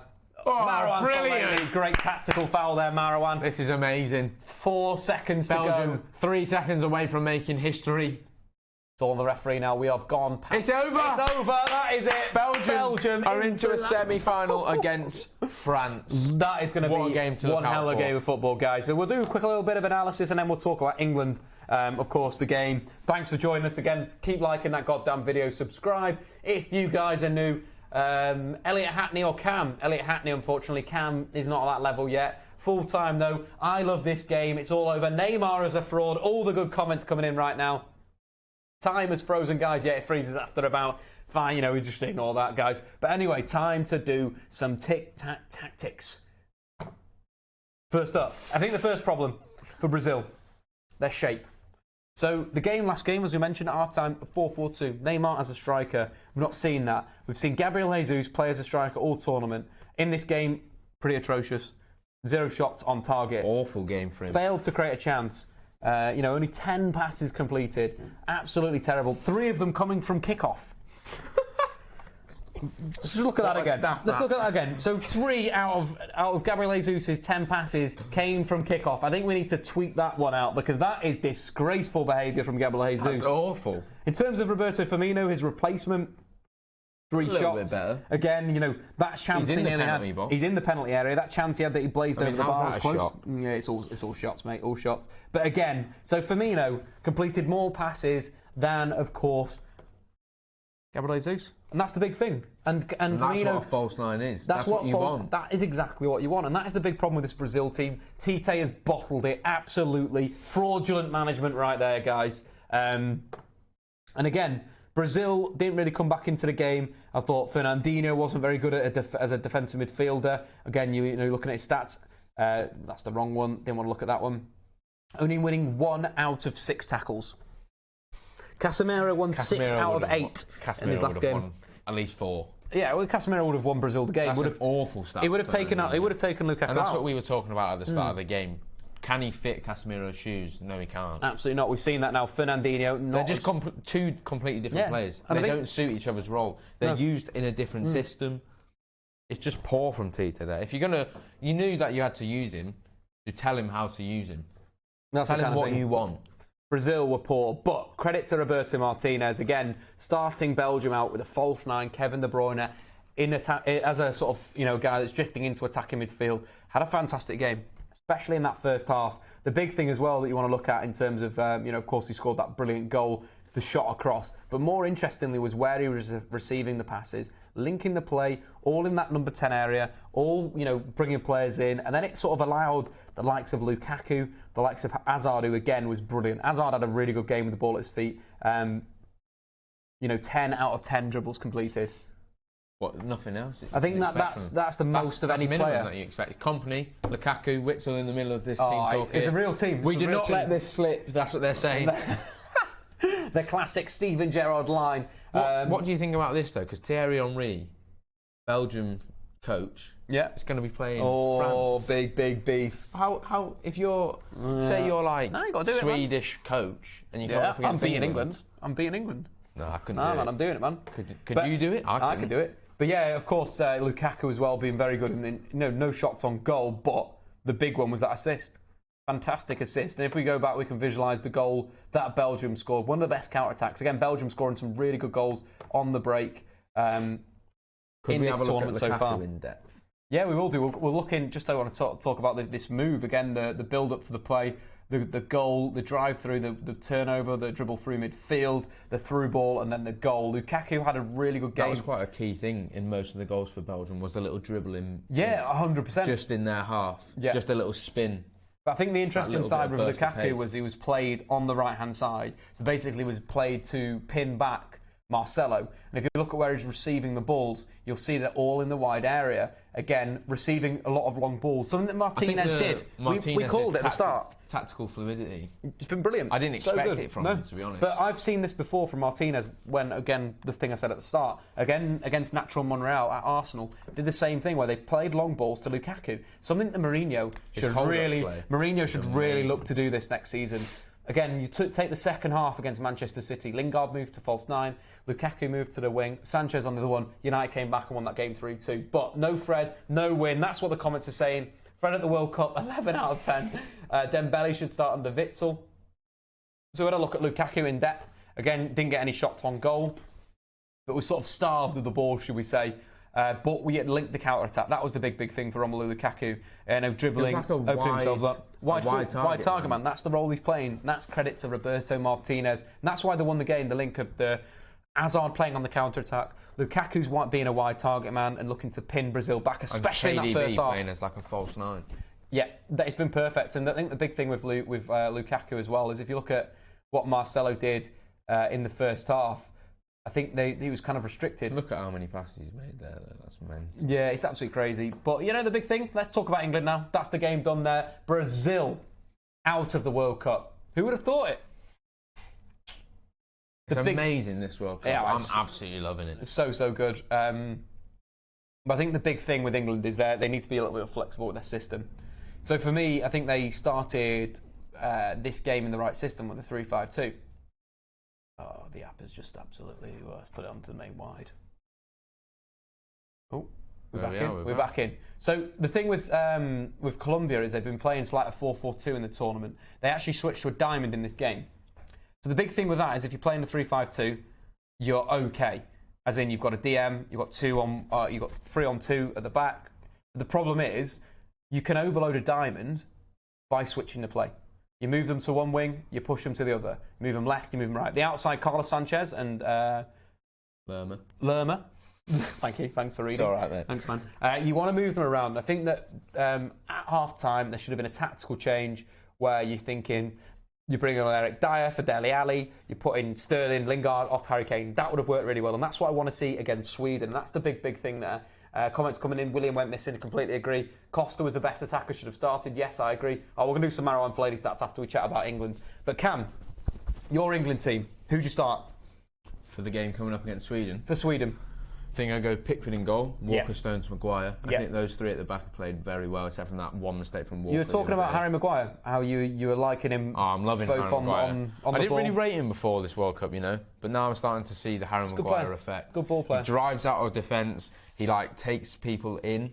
So he draws them out of the shape. He wants people to press him.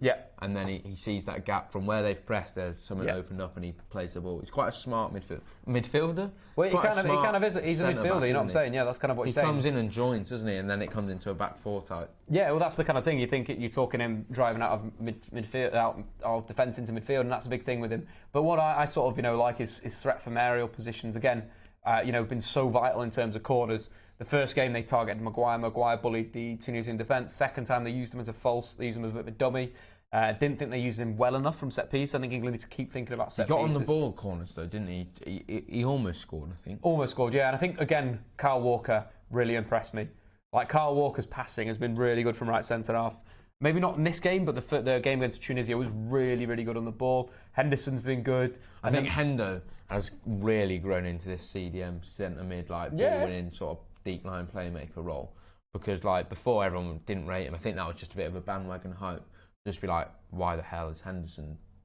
I think he's improving. He's coming into. Let's bring Jack Wilshere, but I think if you look at how he plays this World Cup, he's essential to our. You see, with him for Liverpool and with him for England, for me, he's more of a ball-winning midfielder where he just gets it and gives it, it, looks quite direct, and that kind of helps England because they've got that back three of Maguire, Walker, Stones that are really good on the ball. Allows Henderson to just win the ball, and I think that's what that's his big strengths. Again, 7 ball recoveries against Colombia. Winning 2 out of his 4 tackles. I just think Henderson's been really good, but I think for England it's all about Sterling, but more importantly, getting Jeff Lingard in the right areas. Lingard in this game played on the right side, but drifted left. I want to see Jeff Lingard playing as I would like to see him as a left attacking midfielder. Sterling as a right attacking midfielder. I think that'd be a really good compliment behind Harry Kane. That's what I go 3-4-2-1 would be perfect. And again, what we spoke about before. Who would you play next to Henderson? Dyer. Yeah, Dyer. But definitely. I think if you put Dyer in, that limits creativity. I don't think that's a problem. Would you not play Loftus? I'd much prefer to play Loftus-Cheek. But I don't think Loftus-Cheek is that good on the ball. I think you take the game against Belgium. Yeah, but he's more creative than Dyer. But I think Dyer's more of if you need a defensive. If we come up against Croatia, I wouldn't mind to see Dyer start. But coming up against Sweden, I'd want to see him. It's interesting because there's a lot of hype around him, and I think I think he's a good player. I think he needs to get a bit better on the ball in terms of that's quite a restricted pass map. From what we're seeing before about passing, central midfielders and so forth, that is a very restricted pass map, and that's the thing. He's not finding anything. There's nothing there where you're he's either opening something up. He's either linking with someone. It's all quite restricted. But he's hitting the wingers. Again, deep though. But I think he's looking for the 1-2. Yeah, I think there's a player there. I'd rather play Dyer I think tournament football was about being solid in defence before you're thinking about being offensive, especially at the World Cup. But again, if he plays, I'll be happy to see him play. Though, I think he has that defensive mindset as well as the attacking, and that's what I think Dyer doesn't have. I think Dyer's solid defensively, but not as creative going forward. I think the thing you mentioned, when he does receive it in that area, will help Kieran Trippier. So if they play a 3-5-2, maybe Loftus-Cheek is the man to start in that advanced area. Again, his defensive work is reasonably good, nothing special. 3 tackles, winning one. That's not great. But yeah, that's kind of like England in a way. That's what we're talking about there. But we're going to finish things off with some Marouane Fellaini stats, because that's where all good streams end, is when you're talking about the big man. Marouane Fellaini is in the semi-final of the World Cup. Where's Messi? Where's Ronaldo? Thought so. They are sitting at home watching Marouane Fellaini do what Marouane Fellaini does best. And that's be safe in possession. You don't want that. But where you sort of want Marouane Fellaini recovering those balls, 7 ball recoveries, again, pretty decent for a central midfielder. No tackles there. 3 out of 4 tackles. 1, 2 in his own penalty area. People say Marouane Fellaini can't defend his own penalty area. They are wrong. 2 interceptions, 1 block. The defensive game of Marouane Fellaini was brilliant, and 3 clearances. You've got to clap that, haven't you? And the big thing as well, loves to commit fouls. Breaks up the attacking play on the halfway. It's That's important. what you need, though. Killing momentum. If Coutinho did that for the first Belgian goal, it wouldn't have gone in. Exactly, and that is why Marouane Fellaini is the greatest of all time. I've been Statman Dave. This has been Cameron. I've been Cam. I've been Cam, and that's that for today, guys. We'll be back for the semi-final. Yeah. The game that we'll be back for this Belgium versus France. Belgium versus France. A banger. A banger of a game. So stay tuned to that. Thanks for watching. Subscribe if you're new. See you guys later. Over and out, DJ. Kill that record.